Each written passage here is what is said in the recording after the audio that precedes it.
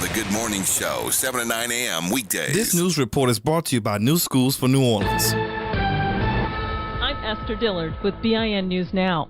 The White House says nearly 24 arrests were made in its first initial hours of President Trump's deployment of the National Guard to take over D.C.'s police department. Although legally, this move can only be in place for 30 days unless Congress extends it.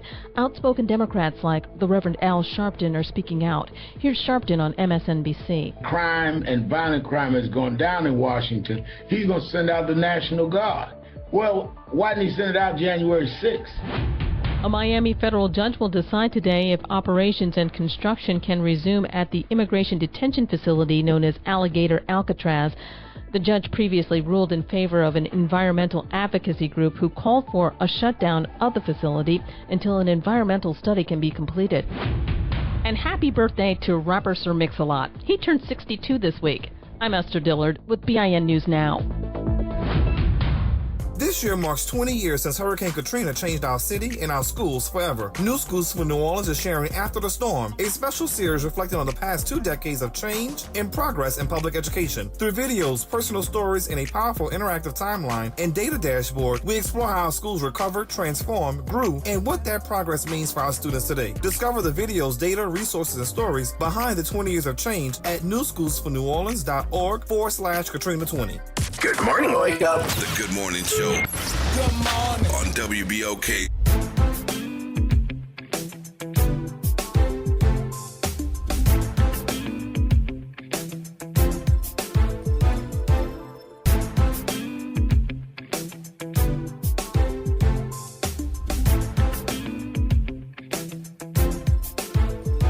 Wake up, New Orleans. Good morning. Welcome to the Good Morning Show. It is Wednesday. Happy Wednesday, everybody. I am your host, Dr. Ashanta Wyatt. Shout out to my super producer, Nara Sanders, and my co-host, it down. Good morning, Will good morning. Sutton. Good morning, good morning, good morning, New Orleans. It is Wednesday, everybody. We made it to the middle of the work week. And listen, it's going to be a phenomenal day because I said so. Yeah. At the 7:20 mark, we're going to talk to Erin Hayes, the National Association of Black Journalists president, all things journalism, women in power, and the convention. We do know that our co-host, Will Sutton, was in Cleveland for like a week, all right? Just shy of a week. Hobnobbing and elbow rubbing with all of these important black journalist people, weren't you? And the youngins, and the youngins, who are going to eventually be important black journalist people. Because it wasn't that long ago. Erin Hayes was one of those youngins. Yeah. So we're going to talk to Erin Hayes at the 7:20 mark. And then at the 8:20 mark, we'll hear from Larry Washington, the president at Junior Achievement of Greater New Orleans, Inc., talking about the Charles R. Hook Award through Junior Achievement. I'm excited to talk all things education. It's literally like one of my favorite things to do.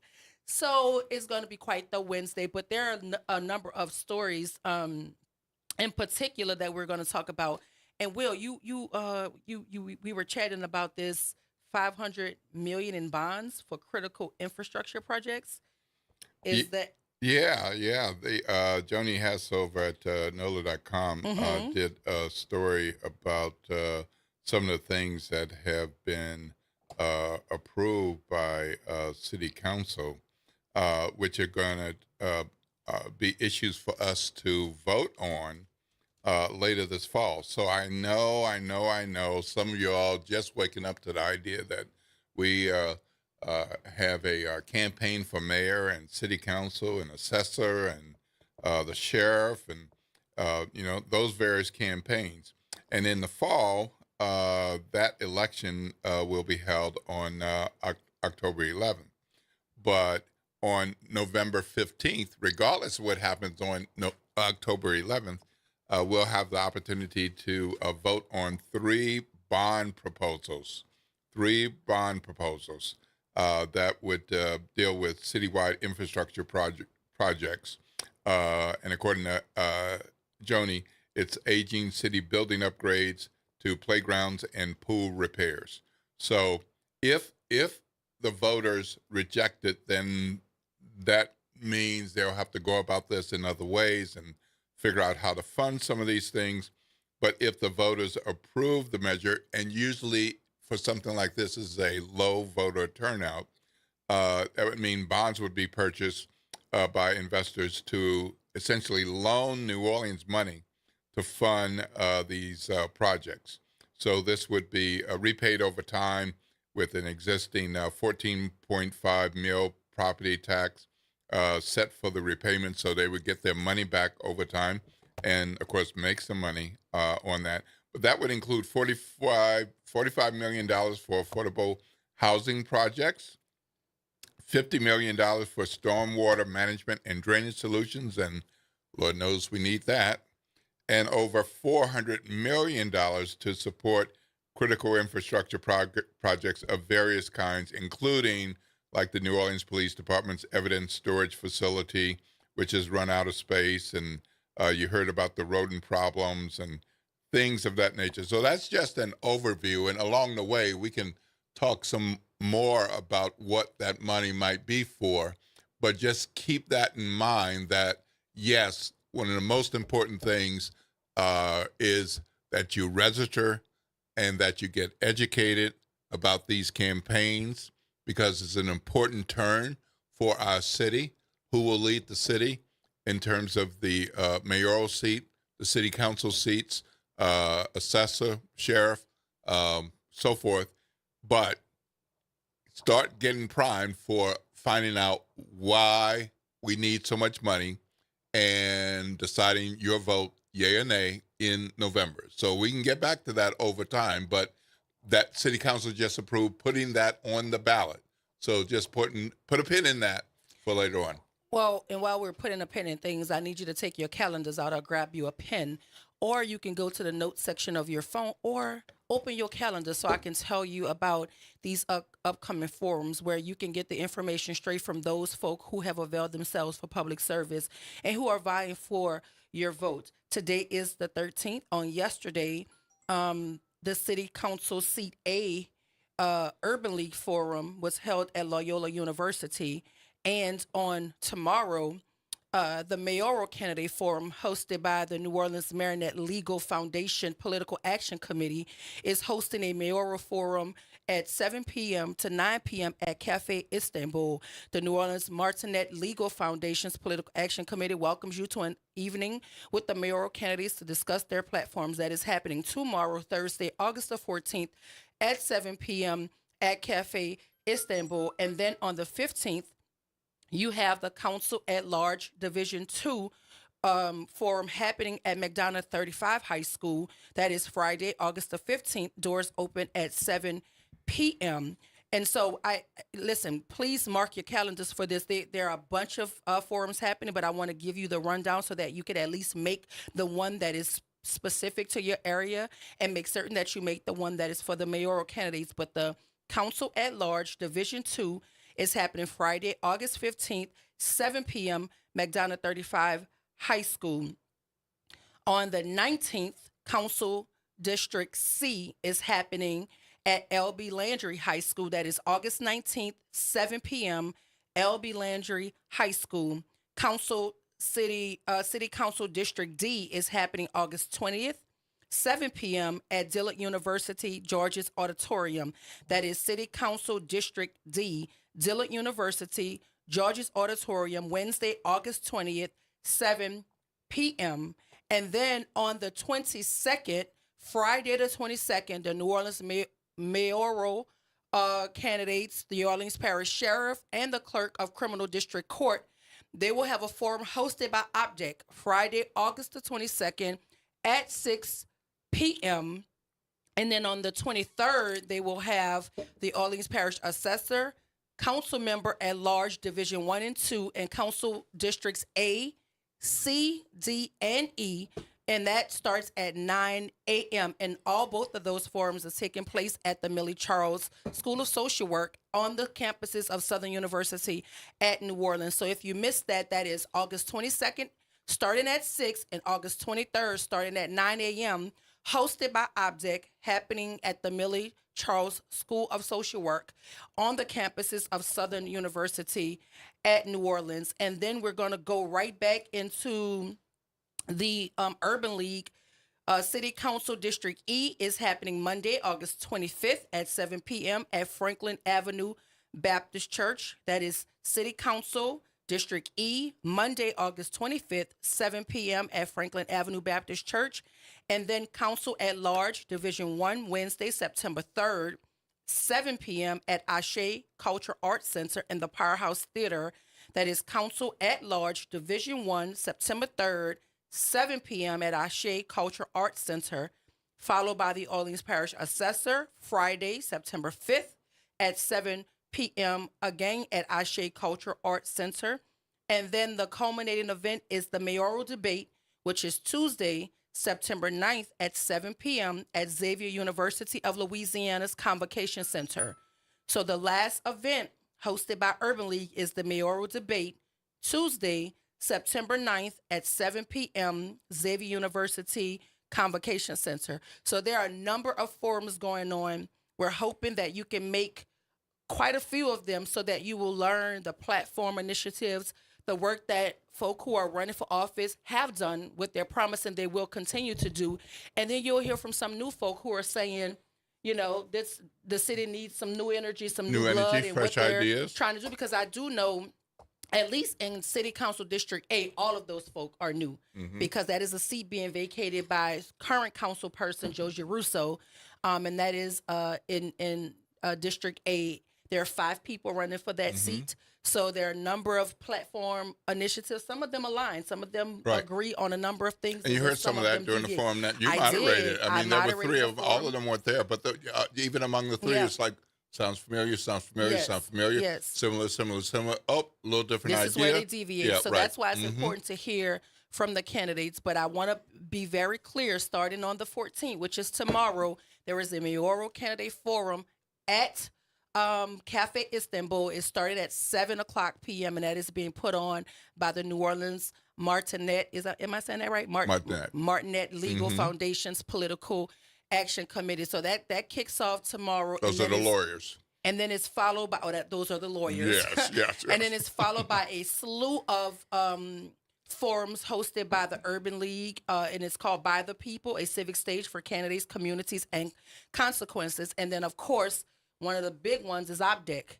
OPDEC is hosting their forum on the 22nd and the 23rd at the Millie Charles School of Social Work. On Friday, it starts for 6, and on Saturday, it starts at 9 a.m. And so there are a number, and most of these organizations endorse. I know OPDEC is a big endorsement for a lot of folks. So that is IWO's endorsement meeting happening.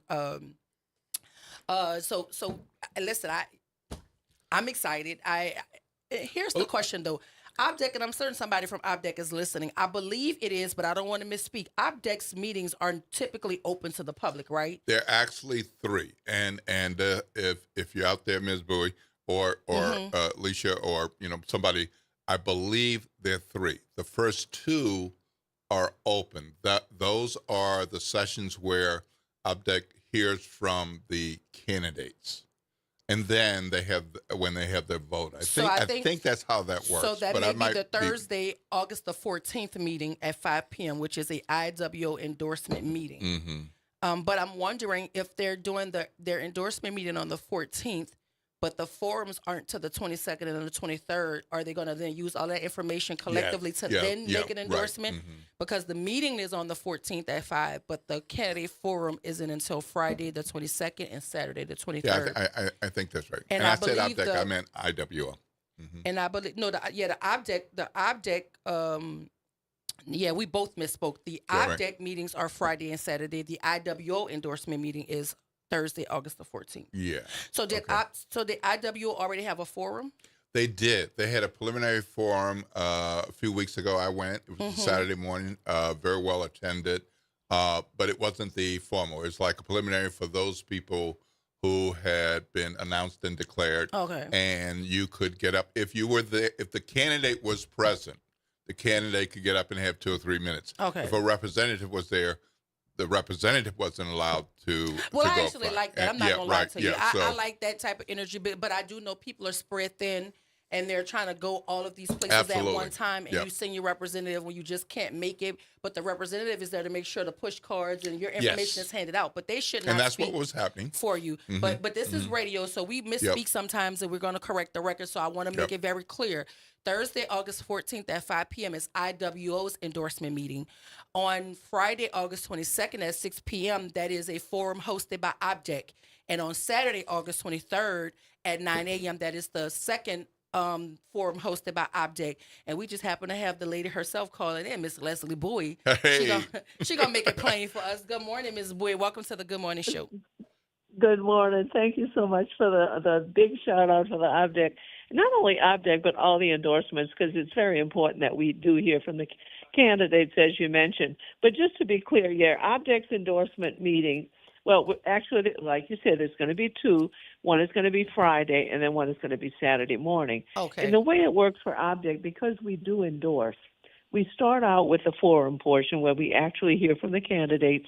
They have time to introduce themselves, answer questions, and make closing statements. And then the public is invited to that segment. After that's over, however, then the public leaves, and it's only the OBJEC members in the room. And we have a caucus at that point and have discussions on why we should support a candidate or why not support a candidate. And the actual membership have an opportunity to actually weigh in on those discussions. Once that's over, then we have a secret ballot. It's a secret ballot that we make a decision, actually, who we're going to endorse. So that's going to happen on both days. It's going to happen Friday evening after the forum, and then it's going to happen like midday on Saturday after the forum. So by Saturday, we should have our full slate of candidate endorsements all lined out and ready to go public with. Well, thank you for that insight, because we over here fumbling over ourselves trying to figure out how this thing go. But that's why we have such an in-tune listening audience that can call in. The and people give us who are in the real know. Yeah. And look, and if I can, Why not talk to the boss herself, right? If I can, I just want to make one additional announcement. OBJEC is having, I think maybe even our first annual fundraiser where we're actually trying to raise some funds. It's going to be over at the Broadside on Broad Street, right next to the Broad Theater. It's going to be on August the 18th, starting at 6, from 6 to 8. So anybody, the tickets to attend that are $25. We're going to have the wonderful voice of Miss Sherelle Cook in the room. So it should be a lot of fun. It's not going to be a stuffy sit-down dinner. It's going to be up, moving around, meet and greet, shake hands with the candidates, shake hands with OBJEC members. So come and meet us and, have some fun for a change. Absolutely. And that's going to be and we August need the some 18th. fun. We need some fun August around the here. 18th, yes. So August we hope to see 18th? everybody there. August 18th, yes. Okay, thank you Over so at the much, Ms. Broadside. Bowie. I appreciate it. What time does that start? That one starts at 6. August 18th at It's 6 6 p.m. to That's 8. the fun. Uh-huh. Come for yes, some fun. all right. Thank so you we for hope calling to see in. everybody there. Thank you so much. Bye-bye. Appreciate you. Listen, that's a real endorsement, y'all. I went through that process, and it's like when I did it, I'm gonna tell you how they had it set up. Like the seats were in a hallway, and you can kind of see everybody standing out there, and then you go into this room, and then all of the members are sitting there, and then there's a I don't know if these are the officers who sit on the row facing the membership, and then you're standing in between them, in that little open space, and you're basically sharing your platform and what you intend to do for the seat. And so it's a serious endorsement. I was blessed enough to have the OBJEC endorsement, and so I think it's one of those coveted endorsements. There are a number of powerhouse people who I know who are members of OBJEC, and it is not easy. It's some real. You know what it feel like? You ever saw the trade floor where people are trading? Yes. And, that's what. Yeah. That's what it feels like. It's everybody's right. negotiating and leveraging. Yep. IWO is like that too, though. Yeah. It's a real endorsement. So, I think I said this a lot when I moderate forums and when I have an opportunity to talk, to folk running for office. It is not easy, and I think there's something to be said for people who avail themselves for public service, whether you are victorious or not. It's just the act of offering yourself up for a position that puts your entire life under a microscope. And it is so much politicking and talking to people and trying to earn every single vote that you can. It's not easy. It's absolutely not easy. We're gonna go to break, y'all, but I hope you wrote those dates and times and places down. And if we have time, I will absolutely do it again in the 8 o'clock hour, because I think it's important. I think it's important that you know September 27th starts early voting, October 4th ends early voting, and Election Day is October 11th. We're asking, the folk here at WBOK are asking you to check your voter registration status. Make certain that you are registered and not purged. And when it's time to go to the polls, please bring somebody with you. It is imperative that we get up, get out, and go vote. We have to go to break, but when we come back, we'll hear from the National Association of Black Journalists President Aaron Hayes talking about all things journalism, women in power, and this convention you've been hearing so much about that took place in Cleveland, Ohio, right here on the airwaves of WBOK 1230 AM, what New Orleans is talking about all day long.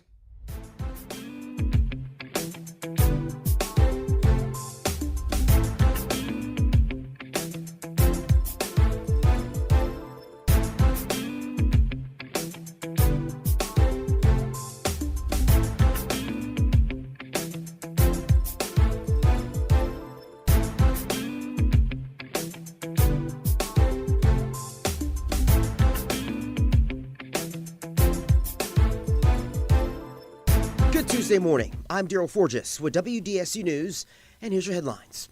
Happening today, the trial is set to begin for former New Orleans 911 Director Tyrell Morris. Morris is charged with malfeasance in office, insurance fraud, and second-degree injuring of public records. It follows a car crash Morris was involved in back in 2023 and allegations that he doctored department policy as it relates to reporting accidents. Morris has pleaded not guilty to all charges. Morris was disqualified from the race for mayor after a judge determined he did not meet eligibility requirements. The NOPD says a woman was robbed and assaulted after getting into a car she thought was an Uber. They say the victim entered the rideshare at 1001 Esplanade around 3:30 Sunday morning. The suspects picked her up and drove her around, eventually stopping at Keys Fuel Mart on North Rampart, where they made her pay and pumped gas into their car. She eventually escaped, but not before the suspects stole her purse and phone. More than 2 million Americans could lose food stamp benefits in an average month due to the work requirements for some enrollees. That's according to a Congressional Budget Office analysis released on yesterday. So the law requires some parents of dependent children to work for their food stamp benefits for the first time. The Supplemental Nutrition Assistance Program, or SNAP, has been long required certain able-bodied adults to work or receive benefits for longer than 3 months. But the GOP's Big Beautiful Bill broadened that mandate to parents of dependent children, requiring those kids with ages 14 and older to work, volunteer, or participate in job training at least 80 hours a month. I'm Daryl Forges, and that's your headlines for WBOK. Have a great day. This is the Bloomberg Black Business Beat, brought to you by Lowe's.com. Former NFL superstar receiver Larry Fitzgerald has successfully pivoted from a career on the field to a career in business. And in a conversation on Bloomberg, Fitzgerald talked about some of his most important influences, starting with family. I mean, my father and my mother were the catalyst, for everything. And my mom and dad, they worked two opposite ends of the spectrum. My dad, sports journalist for 44 years now in the Twin Cities area. And, you name it, I got a chance to be around Magic Johnson, Shaquille O'Neal, Michael Jordan, Charles Barkley, Kirby Puckett, Mark McGuire, and then on the Vikings, Randy Moss and Chris Carter. And the list goes on and on. Through the Larry Fitzgerald Foundation, he's able to pass along all that inspiration and wisdom to another generation. I'm Bloomberg's Justin Milliner on the Black Business Beat. Working as a dedicated Fidelity advisor, I always ask, what's important to you? I'll look at those priorities and goals alongside your full financial picture to build a comprehensive plan designed to help grow and protect your wealth. With proactive portfolio insights and an eye on taxes, I'm here to help you make the most of your money. I'm Laura Maxwell, and I'm a dedicated Fidelity advisor. Learn more at fidelity.com/wealth. Investment minimums apply. Fidelity Brokerage Services, LLC, member NYSE, SIPC. Lowe's knows tough jobs call for tougher tools. The new DeWalt Elite Series power tool accessories are built to last for the pro who doesn't stop. With precision fitment, durability, and impact resistance, finishing jobs faster has never been easier. Shop the new DeWalt Elite Series at an everyday low price exclusively at Lowe's. We help, you save. The New Orleans Jazz and Heritage Foundation is the nonprofit organization that owns the New Orleans Jazz and Heritage Festival presented by Shell. With the funds generated from Jazz Fest, the foundation invests in Louisiana communities through economic development, cultural enrichment, and free educational programs. To learn more about the New Orleans Jazz and Heritage Foundation, please visit us at www.jazzandheritage.org. Making a difference in the community. WBOK 1230 AM. Good morning, wake up. The Good Morning Show. Good morning. On WBOK.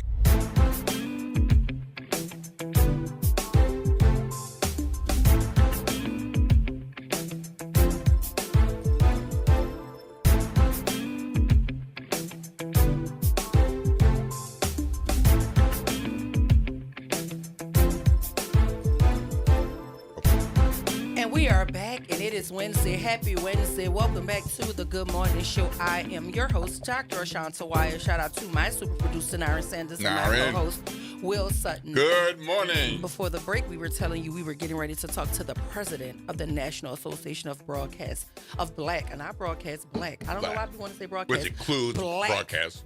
Black broadcast people, too. Yeah. Miss Erin Haynes.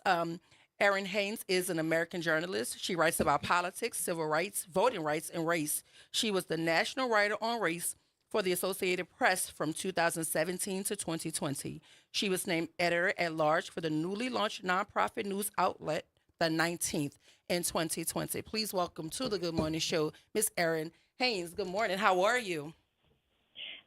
It's a great day to be president of the National Association of Black Journalists. Well, good How morning. Are you? Good morning, Madam President. Well, congratulations there. It's exciting to talk to you. I was reading a little bit about you, and you that girl. Sister's been doing it. Only black women know what that means. You that girl. But welcome to the Good Morning Show. We're excited to have you. Yeah, and we're excited to have Erin Haynes as our new president. And in NABJ, we oftentimes talk about NABJ babies and folks who were young and searching for their pathways. And if I'm incorrect, correct me, Madam President, but I think 1999 was your first NABJ convention? It was actually 2000. 2000. Okay. NABJ convention. Right. Yeah. I'm sorry. Yeah, 2000. The 2000 convention in Phoenix. Yeah. So that I was president at the time. Just to show you how time has passed, and so happy to see Erin grow as she has, and have so much respect from the NABJ membership that she's been elected. But let's quickly move into your view as NABJ president on what are we dealing with this darn national climate, and how should we as Black journalists be looking at covering what the heck is going on from the federal government to state legislators and on? 1,000%. Well, listen, first of all, thank you so much. Former President Sutton, my first NABJ president, for inviting me, and thank you so much to all the listeners for tuning in. And yeah, I mean, I am NABJ's 24th president. We are celebrating our 50th anniversary right now, but we are also doing that in a time that is so urgent and consequential, not just for journalism, our profession, for our people, but also for this democracy, right? All of these things are being tested. I'm inheriting the legacy of our founders who in 1975 risked their careers to make sure that Black journalists couldn't be ignored and wouldn't be silenced. And so I ran on the mandate that we emphasize, advocacy, accountability, and just really a bold vision for our next 50 years. And myself and our leadership team is committed to delivering exactly that, because this moment really demands no less. We know the truth is under attack. We know journalism is under attack.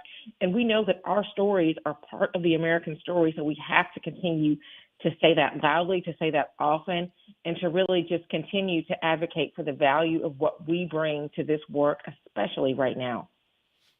Well, yours is a voice that's quite respected, and now you have this additional platform as NABJ president, but folks can regularly see you on other media outlets. Of course, the 19th, your primary role that you have carved out for yourself as an independent Black journalist, but also on MSNBC. How are you approaching these platforms in different ways to continue to have and build and share your authentic Black voice? Yeah, well, thank you so much for mentioning that, because I really did 5 years ago helped, along with my co-founders, to start the 19th, which is a news site that is focused on the intersection of gender, race, and power. And we did that because, the way that political journalism was being covered, traditionally we know that it frankly is too male and too pale, and something needed to change, right? So we were hoping literally to change the status quo in terms of how we talk about more than half the population, women, as more than just a special interest group, and talking about, who we know to be in the rising small d Democratic majority of this country, right? I'm talking about Black and brown folks. I'm talking about queer folks. I'm talking about people who have been historically marginalized and whose voices have frankly been left unseen and unheard for too long in our democracy. And so that's what the 19th does each and every day. And not only that, we decided that we wanted to be a nonprofit newsroom, because what is the point of covering folks who we know have been marginalized, who we know are being disproportionately impacted by so many things in our society, if they cannot access this news? So our news is free to consume, free to share. I encourage people, if you are not already reading us, to go to 19thnews.org to sign up for our free newsletters and to just look at the coverage that we are doing. We are talking about this democracy, as the truly representative democracy that we aspire to be in this country. My platform on MSNBC, I'm so grateful for, because so many of our people especially tell me how grateful they are to be able to hear my voice speaking truth to power on issues of race, on issues of gender, and just really trying to tell the most honest and accurate truth about who and where we are as a country in this moment. And this is something that we know that Black people, that Black women do, right? I mean, Black women's leadership in this moment could not be more important, and Black women have a legacy of truth-telling, whether we're talking about my heroes, Ida B. Wells, who was challenging lynching, Alice Dunnigan, who was the first Black woman to cover the White House, Ethel Payne, who shaped civil rights coverage. We have so many Black women journalists, Black journalists, period, continuing in that tradition. And they're doing that while they're facing threats like online harassment, political attacks on the press, economic pressures that are making our work harder. But we are still leading on issues of race, on issues of politics, culture, justice. And, as the now president of NABJ, I really just want to ensure that Black women and all of our members have the tools and the resources and the protections that they need to really be able to not have to constantly worry about how they do this job safely, but how they are going to continue to do this job boldly. Madam President, I know Dr. White has questions for you, but let me just take you back to the 19th. I know the answers, but I want you to give your answer to why the name the 19th, so that people will have that context as you continue to talk.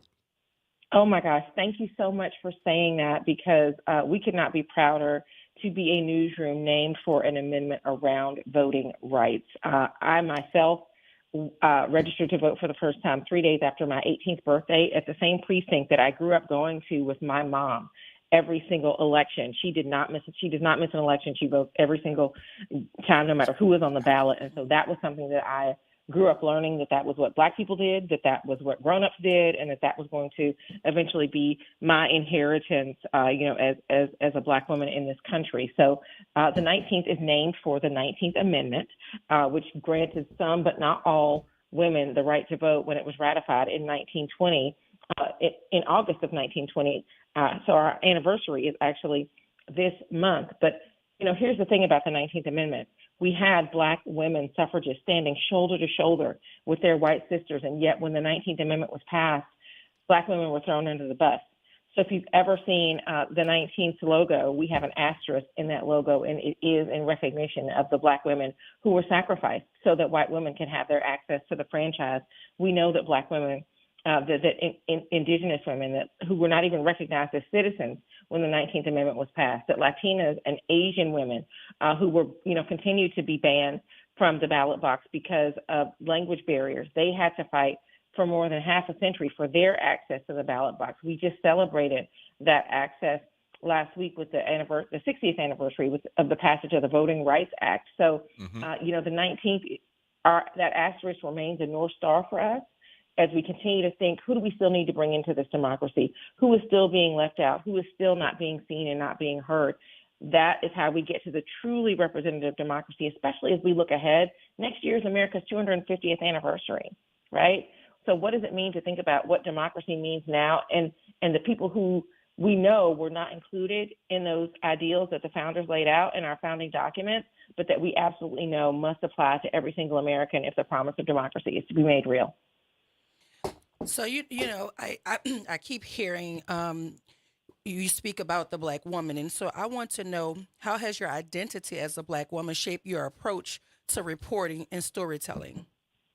Oh, wow. I mean, listen, being a Black woman is what makes me the journalist that I am, right? I mean, it is literally my superpower because it is the lens that I bring to this work, along with, my love and appreciation of the craft that I have learned and honed over more than 2 decades. So, it's funny, in journalism school, a lot of times, folks of my generation went to school hearing about objectivity, right? And kind of leaving your identity at the door. Objectivity is a myth, right? It is something that was created for the comfort of folks who got to dictate what the terms of journalism were going to be. Amen. Most of those were white men, right?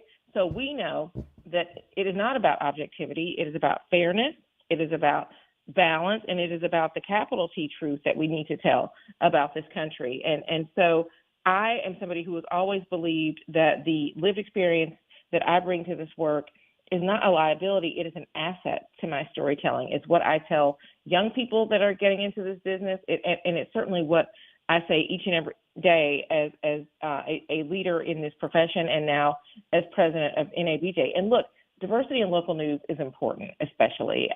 You all are there at WDSU. We know that local newsrooms often set the first draft of history, right? Whether it's these school board fights or city council decisions, public safety policy. If you don't have diversity there, you're not going to have as accurate and representative of coverage as you can, right? So we have to, as a Black woman, I am thinking about how can we support programs and advocate for fair hiring practices, partnering with local outlets to really strengthen diversity so that we have folks like me and folks and others in my beloved organization that are really doing journalism that is representative of the communities that they are tasked with covering. Well, I'm grateful that NABJ has you, but our people over at WDSU, they have my friend Gina Swanson and they have Shay O'Connor. But here at WBOK, WBOK has Dr. Ashanta White and Kimber White Dupree in terms of Black women and their roles in media, which leads me to my next question for you. What advice would you give to young women, especially women of color, aspiring to positions of power in journalism and media? Well, listen, I would not be where I am today without the National Association of Black Journalists. I just returned, like I said, from our 50th anniversary convention. It was in Cleveland. We honored our founders. We honored the trailblazers who turned NABJ from an active resistance into the national powerhouse that we are today. I have been shaped by this organization every single opportunity. The sisterhood that I have with so many of our fellow members and the fellowship that I enjoy with so many of our members overall, that happened, as a result of me going to these conventions year after year and building on that, getting the professional development that I needed in panels, and just really learning about, what leadership around diversity and championing diversity really looks like. So what I would say, the most important thing that you can do right now, join NABJ. If you are somebody that's been away from NABJ, we urge you to come back. Membership is open to journalists, communicators, educators, students, allies. We are the place where we want you to grow, connect, and contribute to this fight. If you believe in equity in media, this is the home for you. We are one NABJ. We are moving forward together to meet this moment. And by the way, our next year's convention is going to be in Atlanta, which is my hometown. Yes, exactly. We are marking Atlanta's, our chapter's 50th anniversary. It's going to be historic. You do not want to miss it because, as we say in Atlanta, Atlanta influences everything, and it can certainly influence your future the same way that NABJ influenced and shaped mine as a young person 25 years ago. And so you've been a champion for women in leadership, particularly in media. What progress have you seen, and where is there still urgent work to be done? Listen, I mean, I think that there has been tremendous progress. You've had so many Black women who have been barrier breakers, not because, their excellence was not there, throughout. There are Black women who should have been recognized, who should have been rising, and yet, that didn't happen. That is happening increasingly. And that is certainly a good thing, but we are also seeing Black women losing jobs. You've seen the headlines, 300,000 Black women unemployed in the last several months in this country as we have seen the attacks on DEI impacting us disproportionately. We know that Black women's leadership is under attack, it is under threat, it is constantly being questioned. We say no because we know that Black excellence and Black women's excellence is not something that changes no matter, who is in power, no matter who would try to say otherwise. And so I think it is really important in this moment to talk about the importance of Black women's leadership, what we bring to the table. Just a few years ago, I'm sure you're old enough to remember, when the rallying cry was listen to Black women, right? Everything was Black girl magic. Now, Black women are finding themselves under attack. And so it is really, really important for us to continue to talk about the power, the value of Black women, of our stories, of our contribution, of our talent, of our treasure. I cannot underscore enough how much of a part of the current narrative that is, because if it wasn't, why would it be under threat? And just one little thing that I find to be almost comical. There's this outcry from folk all over social media and the like, talking about where is Kamala Harris.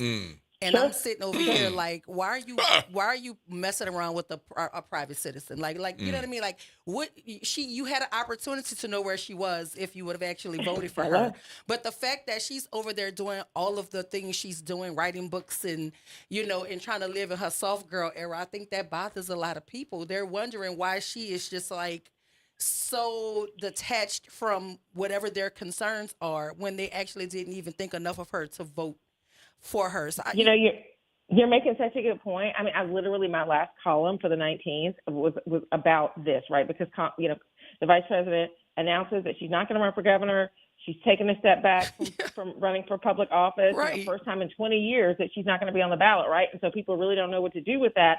But she is writing a playbook on her own terms, right? Yes. Just as she has been doing as a trailblazer in politics for, a generation.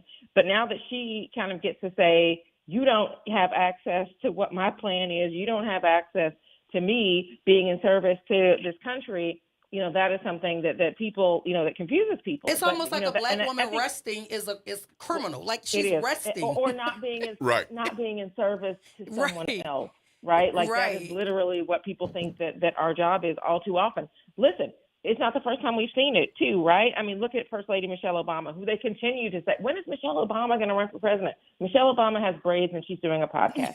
She's not running for president.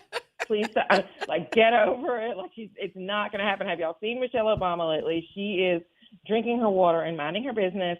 And with her arms out. With her arms out. Yeah, that's right. And with her arms out. And yet they still are saying, when is Michelle Obama, where's Michelle Obama and why is she not, doing something for me or something for this country? But yeah, I mean, I think you're exactly right.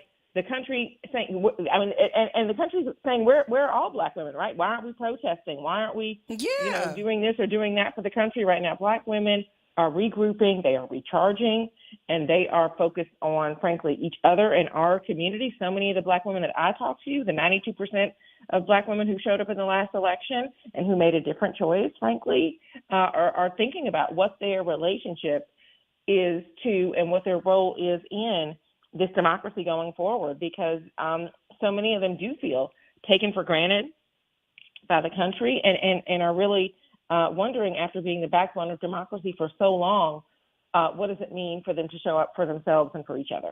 Well, I absolutely want to thank you for availing yourself to us here at this little Black radio station at WBOK for joining us and sharing in all your, and this is no shade, Black girl magic. I want to say that, a lot of folk don't like to use the word magic because it makes us feel like we're not real. But the things it is amazing what Black women do with a little. Yes.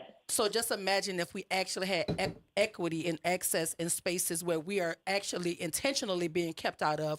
Imagine what we can do with full access, full equity, and we're doing all of these things with all of these barriers and parameters around us. So I'm rooted for you over here.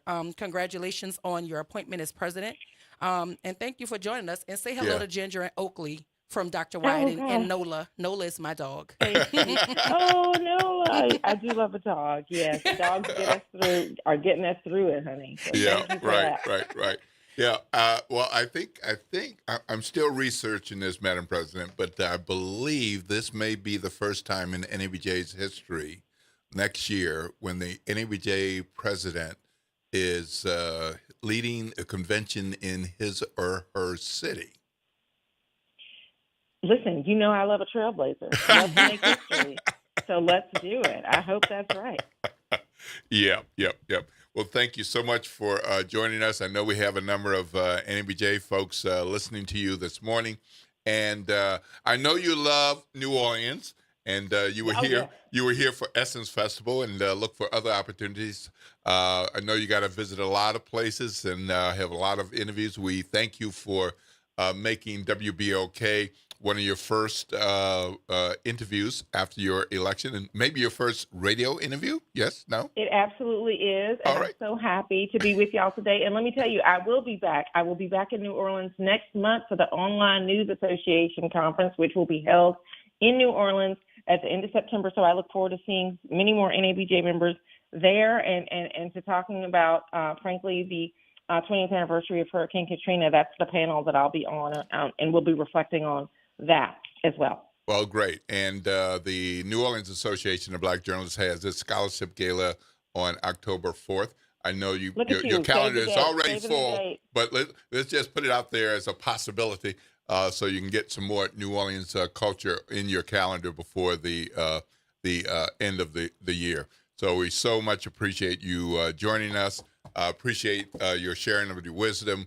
Want to encourage everybody to follow up on Madam President's suggestion and check out NABJ online, nabj.org, and also the 19th, because that is a primary location where you can find Aaron Haynes' comments and commentary and stories, and also MSNBC.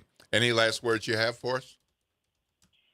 Listen, no, I just appreciate you all so much, and support local journalism, support Black journalism, and take care. I could use your prayers, and we got a fight ahead of us, but we are in this together, and I so look forward to being in this fight with all of you. Thank you so much, Ms. Hayes. Have a blessed one. Same to you. All right. Listen, that was quite the conversation. We were talking to Aaron Hayes, the new National Association of Black Journalists president, talking all things journalism, women in power, and the convention that was recently held in Cleveland, Ohio. We want to thank her for being here. But look, on the other side of the break, we got a lot to talk about. Cleveland Spears has something to say with the return of Dinner Blanc New Orleans 2025. He has entered the chat, and I'll give you his response to the return of Dinner Blanc right here at WBOK 1230 AM, what New Orleans is talking about. All day long.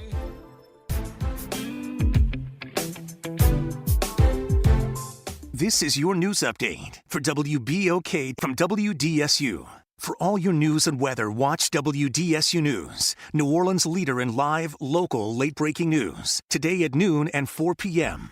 Scattered showers and a few storms will be possible as a weak easterly wave moves through the area. Some heavier downpours in spots. Otherwise, expect a mix of sun and clouds with highs topping out in the upper 80s to low 90s. Humidity stays high, so it'll feel warmer, and any storms that do develop could bring heavy rain. Tonight, skies partly cloudy with lows in the mid to upper 70s. For the WDSU First Warning Weather Center, I'm Raven Richard. New Orleans, get ready to laugh. Join Inspire NOLA, K20, NSNO, and the Nord Commission, a free event for NOLA teachers, parents, and the community. Friday, August 15th at the Orpheum Theater, featuring comedians Frank White, Shady Feelgood, Rob Kazi, and Bruce, with performances by DJ Jubilee, the Big Six Brass Band, PNC, and Subtweet Sean, hosted by Tanya Boyd Cannon and Wild Wayne. Get your tickets and info at inspirenolaschools.org. Hey, New Orleans, look for important changes to your natural gas service. This summer, Delta Utilities takes over for Entergy Gas with a Louisiana-born, Louisiana-based approach to safe, clean, reliable natural gas.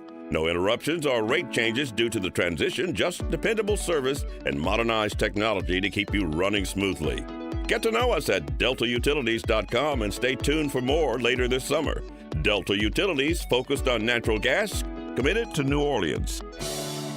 Got unpaid parking or camera tickets in New Orleans?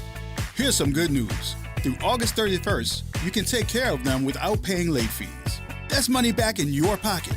Just go to NOLA.gov/no late fees to see what you owe. You can pay all at once or sign up for a payment plan and break it into monthly payments at no extra cost. That's NOLA.gov/no late fees. NOLA.gov/no late fees. Don't miss out. This offer ends August 31st. Welcome to Liberty Bank and Trust, where your financial journey transforms communities. Since 1972, our customized banking solutions power your dreams and fuel your community growth. Every dollar you invest with us circles back to empower more people, ensuring opportunities for generations. Join us at Liberty Bank. Together, we empower possibility. Visit libertybank.net to start banking with purpose. Liberty Bank. There's freedom here.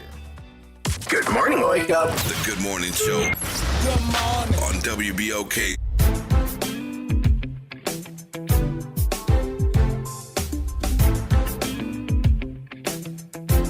And we are back, and it is Wednesday. Happy Wednesday. Welcome back to the Good Morning Show. I am your host, Dr. Ashanta Wyatt. Shout out to my super producer, Nyron Sanders. Nyron. And my co-host, Will Sutton. Good morning. Good morning. If you're just joining us, you missed a conversation with Aaron Haynes, the National Association of Black Journalists president, talking all things journalism, women in power, and the convention that recently took place in Cleveland, Ohio. But right now, I'm going to bring you a couple updates about some things happening in and around the city. First up, I don't know if you've ever been to Dinner on Blanc. It is the all-white dinner party that was once hosted by the Cleveland group. That is Cleveland Spears. It was a phenomenal event. I would often bring my mother to it. That was our little time because it would always happen around Mother's Day traditionally. Then one year there was bad weather and it was pushed to October. And then COVID and all of the things happened and it stopped existing for a minute. And I just recently got the invite that it's returning. And so, you know, I was eager. I put my information in and and I was ready to party at the all-white dinner party. I was excited to tell my mom about it. I mean, I know she's listening. Hey, Sandra girl. I was going to tell you about the dinner party and it coming back. And folk just automatically assumed that if it was coming back, that meant it was coming back under the Spears group by way of Cleveland Spears. And because he's probably been inundated with that conversation, he released a statement, and it says, "Greetings, friends. I know many of you are excited about the return of Dinner on Blanc, DEB, after its 5-year hiatus. As the person who led DEB in New Orleans for so many years, I fully understand how special that experience is to so many of you. Over the years, we've created a lot of memories together, taking over some of the most iconic and beautiful spaces in our city, from the Prince Fireworks tribute to the Superdome to the surprise Dougie Fresh performance on the New Orleans lakefront. That was my absolute favorite. I had curls when I went, and it didn't even look like I had my hair done when I left. I danced all night. Shout out to Dougie Fresh. While we fully support the return of DEB to New Orleans so the magic can continue, we do need to make it abundantly clear that neither I nor the Spears Group are in any way involved in this year's event. While we have not met or spoken with the new hosts, we wish them every success. I would be remiss if I did not take this opportunity to remind our previous guests and supporters that the Spears Group is producing the National Fried Chicken Festival presented by Raising Cane's on the same night as DEB, Saturday, October 4th, 2025, on the New Orleans lakefront. We would love to see you there. That is quite the businessman. He said, look, they got something going on, but let me tell you what I'm doing on the same night. All right. I would suggest that Dinner on Blanc move the date or something, because I go to the Fried Chicken Fest. It's one of the things my mom, It's become a real bring thing, my a mama big to the thing. Fried Chicken Fest and my son. And so, look, I don't want to have to choose, beloved. Like, so somebody going to have to make a decision.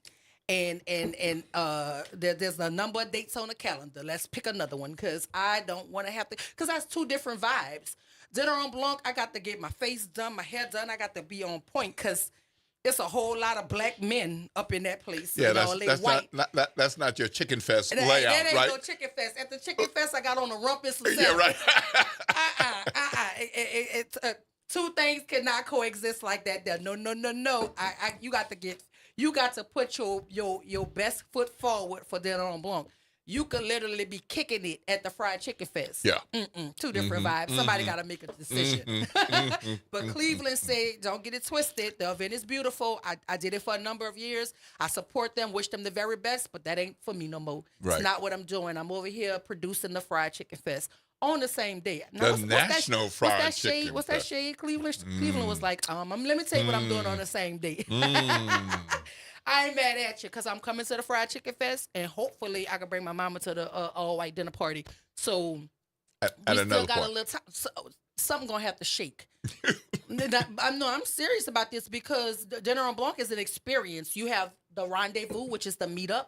Right. Then you have the arrival, and the place is always secret. Now, that it was under Cleveland. Let me just say that. I would assume it's going to still be that way.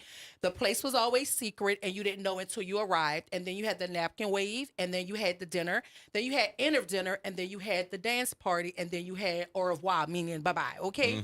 So it's an experience. It's an experience. And under Cleveland, it was a phenomenal event. I would only hope that under the new folk, they could just follow the blueprint, amplify the blueprint, but ain't no sense in reinventing the wheel that still roll. Okay, so I don't know what they're gonna do. So have we heard directly from the new folk?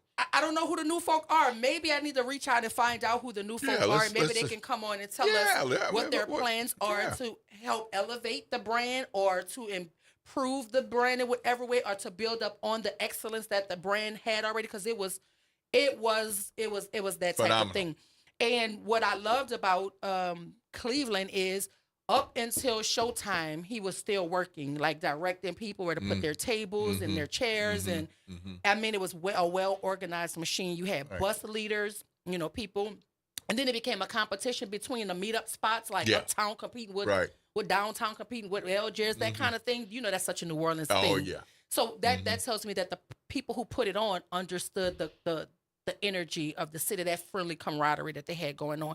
So it was great. And I'm hoping that it continues to be just as great or better than we've experienced. But the Dougie Fresh thing, I don't know how they going to top that. Because, I was cute. I had curls for the girls, okay? You got pictures? I do. All right, I want to see I do. I'm going to have to let you see. And when I left, it looked like I had been to the Boogie Down Bronx, baby, because my hair was flat. I was sweating. I had a ball. My mama cut. Well, that's some visual evidence of having a really good time. Yeah. What you say, Pam? Welcome to the Good Morning Show. Good morning, Doctor. How you doing? Good morning, Mr. Sutton. Good morning. I'm great. This is Pamela, who won the tickets. I ain't the sharpest knife in the drawer. Shout out to Pop.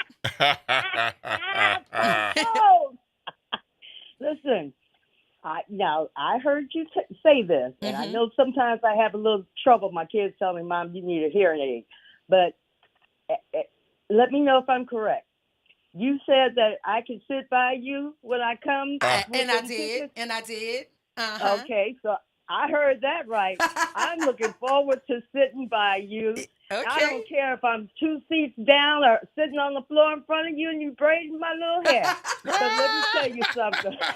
Well, I'm definitely looking forward.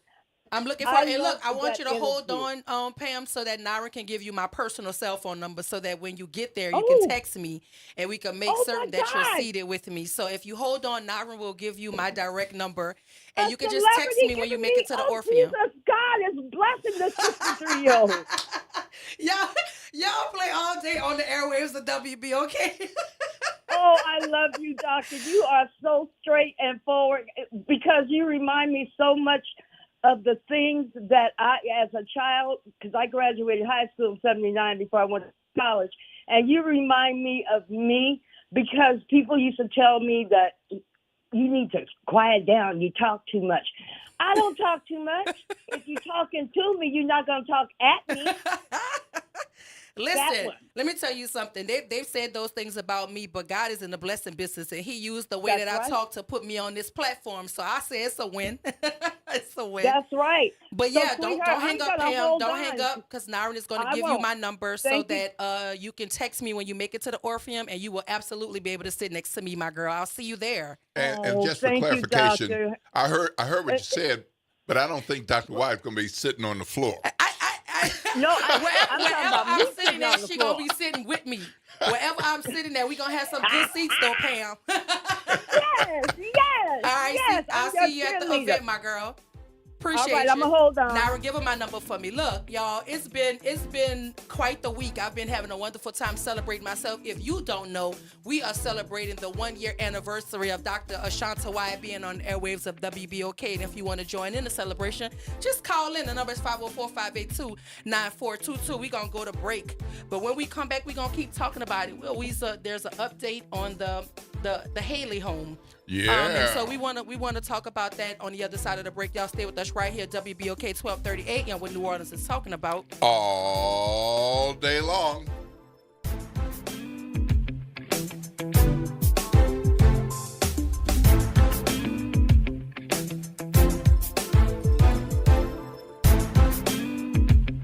WBOK New Orleans. Home of the Good Morning Show, 7 to 9 a.m. weekdays. This news report is brought to you by New Schools for New Orleans. This year marks 20 years since Hurricane Katrina changed our city and our schools forever. New Schools for New Orleans is sharing After the Storm, a special series reflecting on the past 2 decades of change and progress in public education. Through videos, personal stories, and a powerful interactive timeline and data dashboard, we explore how our schools recovered, transformed, grew, and what that progress means for our students today. Discover the videos, data, resources, and stories behind the 20 years of change at newschoolsforneworleans.org/Katrina20. I'm Esther Dillard with BIN News Now. The Texas Senate approved new congressional maps Tuesday in an effort to give Republicans more seats in the House of Representatives. The district maps still need to be approved by the state House, which has been at a standstill since Democrats left the state to protest the move. We cannot take up the critical flood response legislation scheduled for our floor today. 9 Senate Democrats walked out yesterday to protest what they called a corrupt process. Meanwhile, the U.S. Supreme Court is scheduling the date it will return to the case of Louisiana's congressional maps. In January 2024, the state legislature approved a congressional map with a second black majority district. Non-black voters sued the state, claiming the map was an illegal racial gerrymander. And a new chapter is opening for black-owned bookstores nationwide. The National Association of Black Bookstores has made its debut, uniting black booksellers from coast to coast. I'm Esther Dillard with BIN News Now. Good morning, Wake Up. The Good Morning Show. Good morning. On WBOK.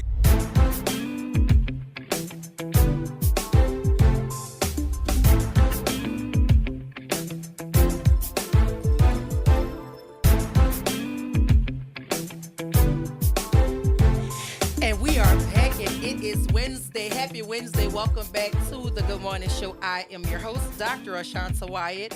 Shout out to my super producer, Naren Sanders, and my co-host, Will Sutton. Good morning. Let me say this, Will. We are celebrating 1 year of me being on air, and the people at WBOK make my job on air so much fun. So shout out to Pam for being so excited, not only to get the tickets, but to sit next to me. Girl, we gonna have a ball. And now let me let you know something, Pam.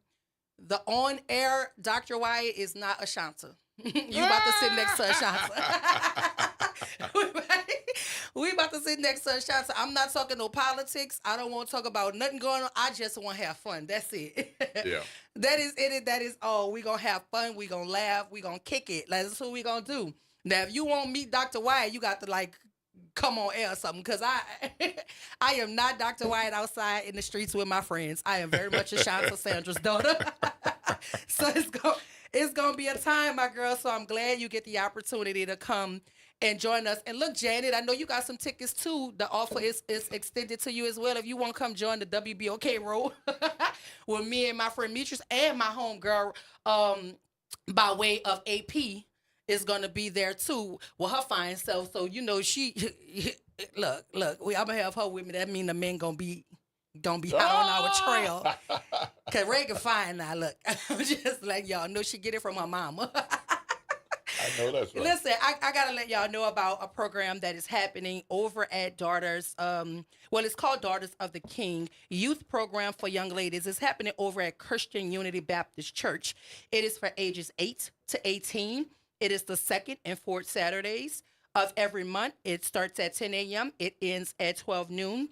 It is happening at Christian Unity Baptist Church, 1700 Conti Street, New Orleans. And there will be a number of classes and activities for the youth. And some of them include Session 1, My Body, My Boundaries. It's safe touch education, personal safety, and trusted adults. I'm going to pause right there because there's a cute little video, Will, of a teacher in the classroom teaching her babies exactly what this is talking about, my body, my boundaries, and safe touch. And the teacher is saying, these are my private parts. As you know, that's a little, not a nursery rhyme, but a song already. And she's incorporated the rhythm of that song to include the words for the babies to understand where folks should not touch them when they don't have their permission to do so, or they don't understand, like, their baby, so they don't understand what should or shouldn't be happening. Yeah. And so I know that parents are teaching that at home, but I thought it was so refreshing to see a teacher take the time to reinforce that in the classroom. So she made it to a song. Even I have the song stuck in my brain. So I'm going to be around here telling y'all, these are my private parts. Stop, I was just joking.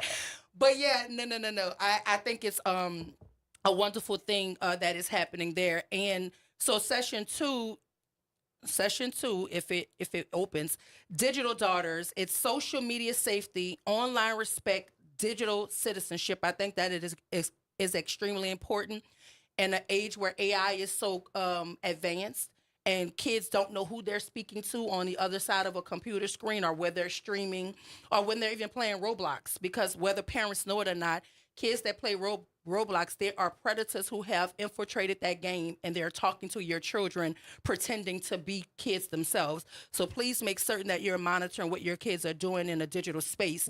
Session 3 is Queens of Self-Control, managing emotions, healthy coping, inner strength.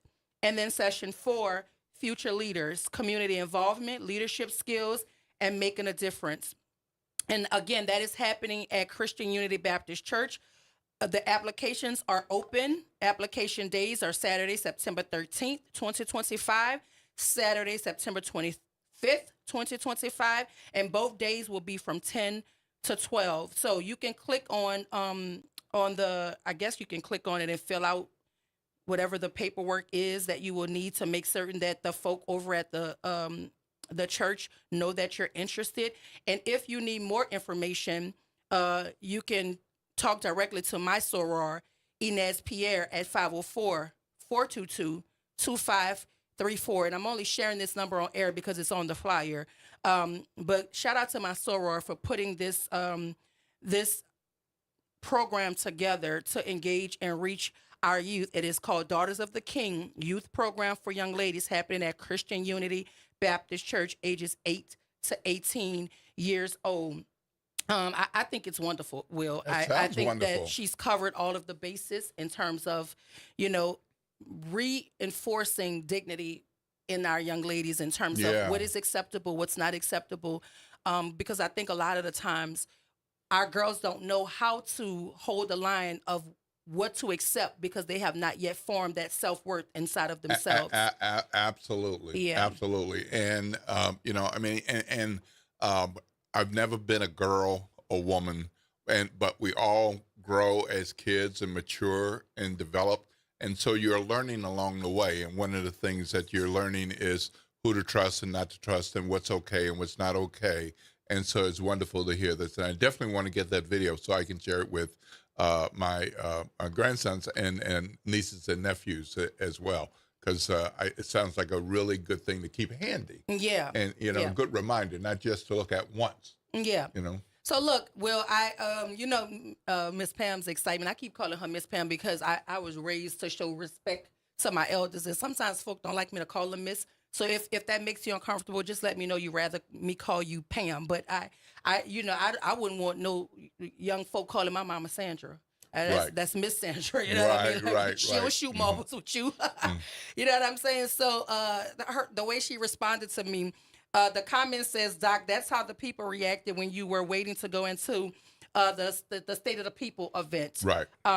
When I showed up, the comment says they responded as if I was a rock star coming through, and they really did. That kind of stuff warms my heart because I'm so regular. I don't think y'all understand how regular I see myself. Very, very regular. That's why when I see people, I know that the way my territory is being increased is nothing but God. It's no man, no person did this for me. It was God. It wasn't even me, because I was getting in my own way, Will, because I wanted to fight. You hear me? I wanted to fight. I wanted to lay them all down. I wanted to flip a table. I wanted to make some things move. And God said, sit on down. Let me do this. You understand me? And it took 7 years, but God did it way better than I could do it. And he ain't even much done. So if they mad, now they might well get comfortable in their madness, because I'm coming for everything God promised me. Do you hear me, Will Sutton? Yeah, I hear all of it. All of it. Every piece of it. Claiming it now. Bring it on. Bring it on. But no, like somebody say don't mess with the fest. Which one of the fest? Are we talking about the fried chicken fest? Because you know I don't play about the fried chicken fest. And shout out to you. You know who I'm talking about, because I always get my tickets from her. I'm like, look, do you have some tickets to the fried chicken fest? Right. But now God has put me in a position where I could call Cleveland directly. Cleve, where I get them tickets at? Where they at? Jeff Thomas, where are the fried chicken tickets? like Troy Henry, where the tickets at? Even Justin Lewis. Justin, I be on Justin back like a book sack about these tickets. Shout out to my general manager. I don't think we talk enough about Justin on the airwaves of WBOK. If you have not yet met our general manager, Justin Lewis, he is really him. I think that the energy, I think that the status, like the way that WBOK has grown under his leadership in just a short amount of time that he's been here, because he actually came right after I got here. And so he should be celebrating a year pretty shortly. But he's done some phenomenal things in such a short amount of time. And I guess that shout out to the leadership of WBOK for seeing in him a vision to move this radio station forward. And as you guys know, we're also launching a FM station. It's For the Culture, 107.1 For the Culture. So you can catch us on the FM dial as well. I'm excited for the direction WBOK is going. And I think that is a nod to Jeff Thomas, Troy Henry, Wendell Pierce, and, of course, the guy that makes the day-to-day round here work, Justin Lewis, our general manager. But everybody in this building knows how I feel about Nyron Sanders. Hands off my producer, baby.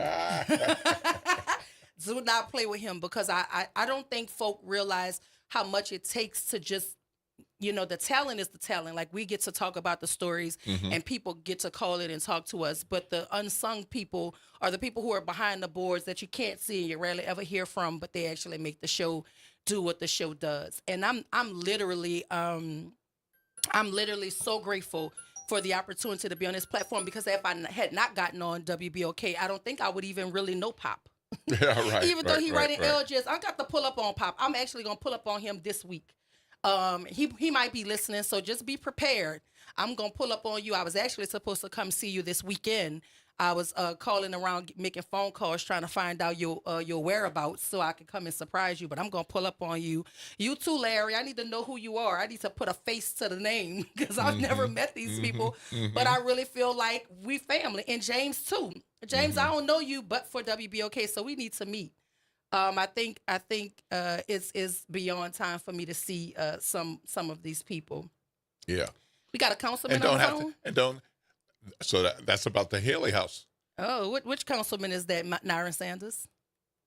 Eugene Green. Councilman Green is on the line. We hop into the Haley. As some of you are aware, Aretha Castle Haley's family home, they were turning it into a museum. Yes. And as far as I know, my understanding is that the Haley family is not in support of this transition into a museum.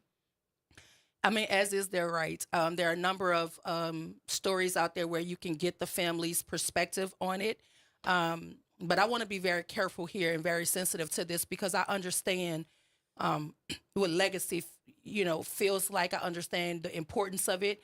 I understand when something belongs to you and all of your memories and all of Katrina should have taught us how to hold on to what we can hold on to, because once it's gone, it's gone. So I understand the fight to preserve the legacy of what they feel like is theirs, and to be able to turn it into something without their buy-in. I understand how sensitive that could be.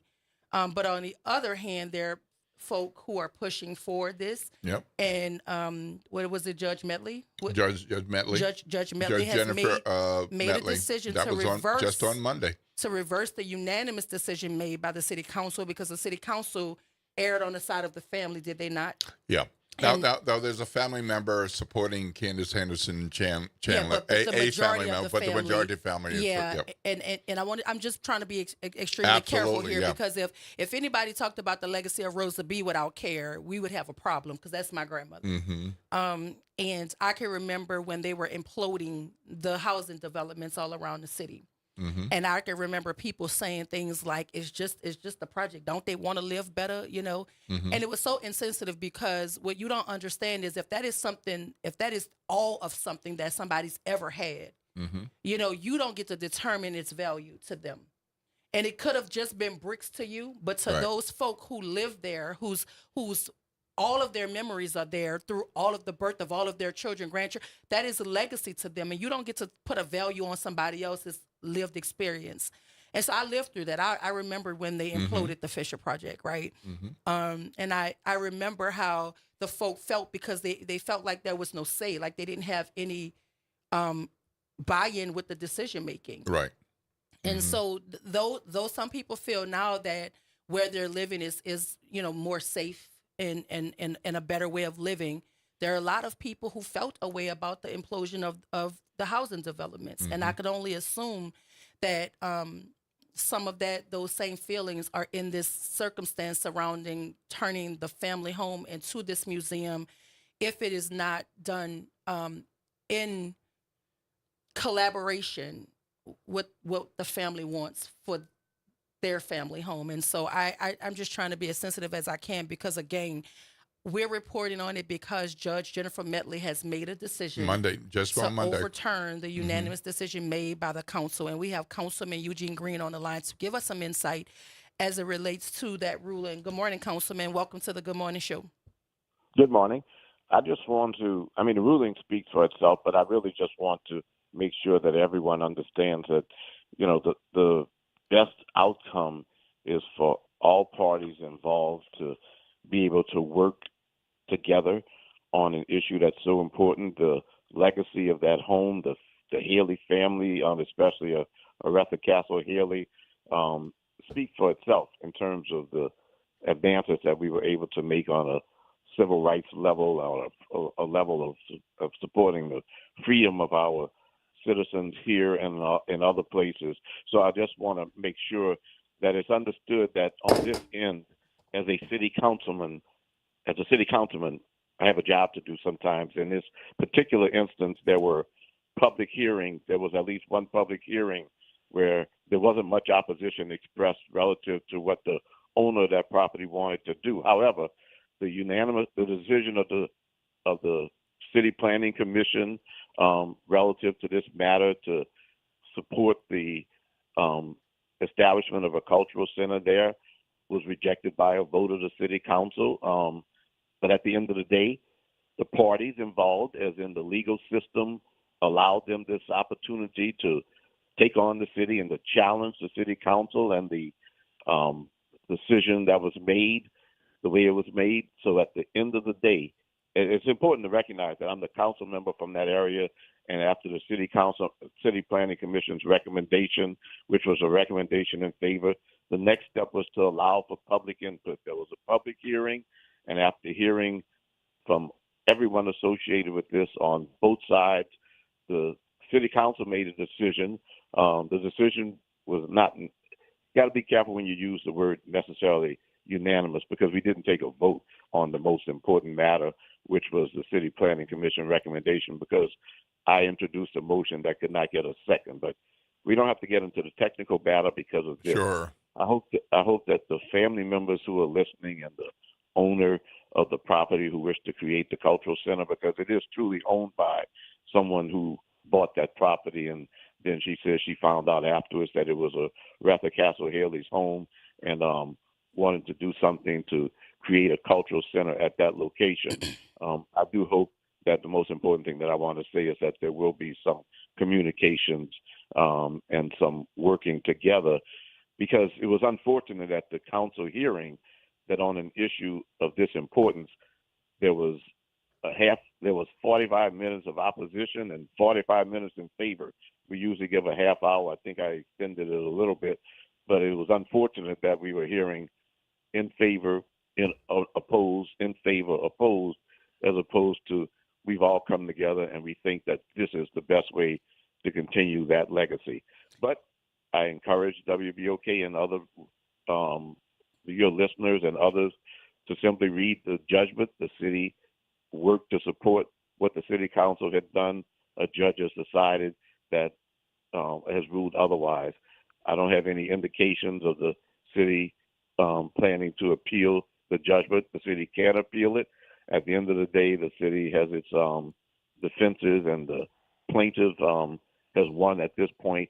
Whatever the next stage is part of the legal process, and we'll just see what happens. Thank you, Councilman. I appreciate you. We got to go to break, but I absolutely appreciate you for joining us to give us some insight as to the decision handed down by Judge Jennifer Medley. Thank you for joining us this morning. Okay.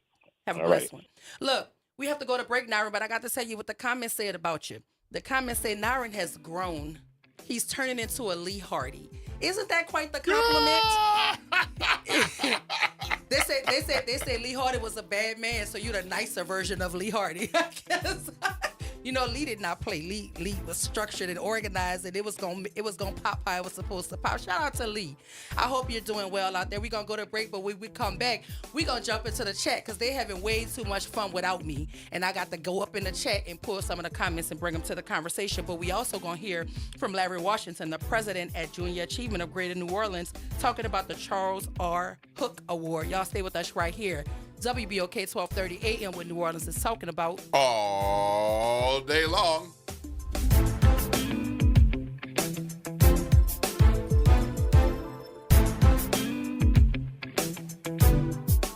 Good Wednesday morning. I'm Daryl Forges with WDSU News, and here's your headlines. The New Orleans Police Department is investigating a double homicide in the 7th Ward near Hardin Park. Officers say 3 people were shot after 9 p.m. last night at the intersection of Allen and North Dorgenwall Streets. Detectives say the 3 victims were taken to local hospitals. 2 of the 3 died from their injuries, while the 3rd victim remains at the hospital. No word on the surviving victim's condition at this time. The Archdiocese of New Orleans is one step closer to ending its bankruptcy, and it comes as sex abuse survivors will now vote on whether or not they accept a settlement plan. About $220 million will be distributed between more than 600 survivors. Now, if it's approved, the survivors will be allowed to share their story to the public. The Archdiocese will also implement new child protection measures and release never-before-seen sealed records. If the settlement plan doesn't get approved by 2/3 of the survivors, the case will be dismissed. And trash pickup in the French Quarter will be one of the many topics discussed at today's Budget Audit Board meeting. Mayor LaToya Cantrell has reinstated the trash contract for Ivy Waste after a Louisiana Supreme Court ruled the status quo must remain while legal concerns play out. Other topics on the table today include speed zone cameras. This comes after the city said they will not issue any speeding tickets through cameras due to the new state law. Today's meeting is set for 1 p.m. today. I'm Daryl Forges, and that's your headlines for WBOK. Have a great day. Tired of the impersonal, one-size-fit-all style of banking? You deserve a bank that delivers exceptional service and personalized attention to your needs. That's the Home Bank Standard. Since 1908, Home Bank has been a trusted financial partner for businesses and families because we go the extra mile to help you reach your goals. See for yourself why Home Bank is good for business, good for life. Stop by any New Orleans area location or find out more at home24bank.com. Home Bank, member FDIC. New Orleans, get ready to laugh. Join Inspire NOLA, K20, NSNO, and the Nord Commission, a free event for NOLA teachers, parents, and the community. Friday, August 15th at the Orpheum Theater, featuring comedians Frank White, Shady Feelgood, Rob Kazi, and Bruce, with performances by DJ Jubilee, the Big Six Brass Band, PNC, and Subtweet Sean, hosted by Tanya Boyd Cannon and Wild Wayne. Get your tickets and info at inspirenolaschools.org. I'm Michelle Woodfork, and I know what real leadership takes. It means running a jail that's safe, clean, and under control. It means tackling mental illness and addiction head on and making reentry work. It means zero tolerance for escapes and no patience for excuses. I've spent my life in law enforcement, not chasing headlines, not playing politics, but serving people. I'm Michelle Woodfork, and I'm ready to lead as your next sheriff. Paid for by Michelle Woodfork for Sheriff. Making a difference in the community. WBOK 1230 AM. Good morning, Wake Up. The Good Morning Show. Good morning. On WBOK.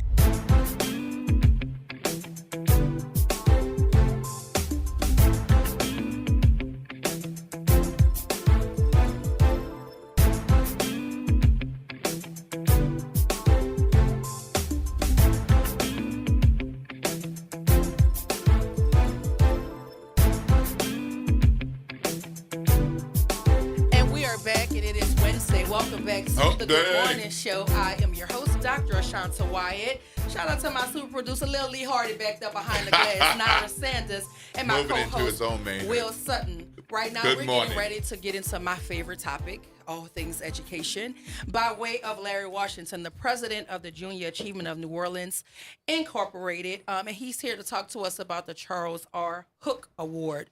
Welcome to the Good Morning Show, Larry. How you doing? I am well. Good morning. Thank you for having me. He is well, and he smells good, y'all. It's something about a black man in the right cologne that could just make everything better. But as soon as you walked in, I was like, I know you. Like, this is New Orleans. I've seen your face, and I know we've been in some of the same education spaces. And so, I mean, I think it's a wonderful thing that you're doing with Junior Achievement, but you do have some experience in K-12 space. You sat on a number of boards for the charters, so you're deeply ingrained in what we're doing academically here in the city. Absolutely. But can you talk to us about what is the Charles R. Hook Award? What's the significance of that award? Sure, and I'll talk about it briefly because I always say I hate to talk about myself, and I really want to talk about the work, but I think this award allows me to lean into the work. Yes. And so the Charles R. Hook Award is an award that's given out annually to a JA area president.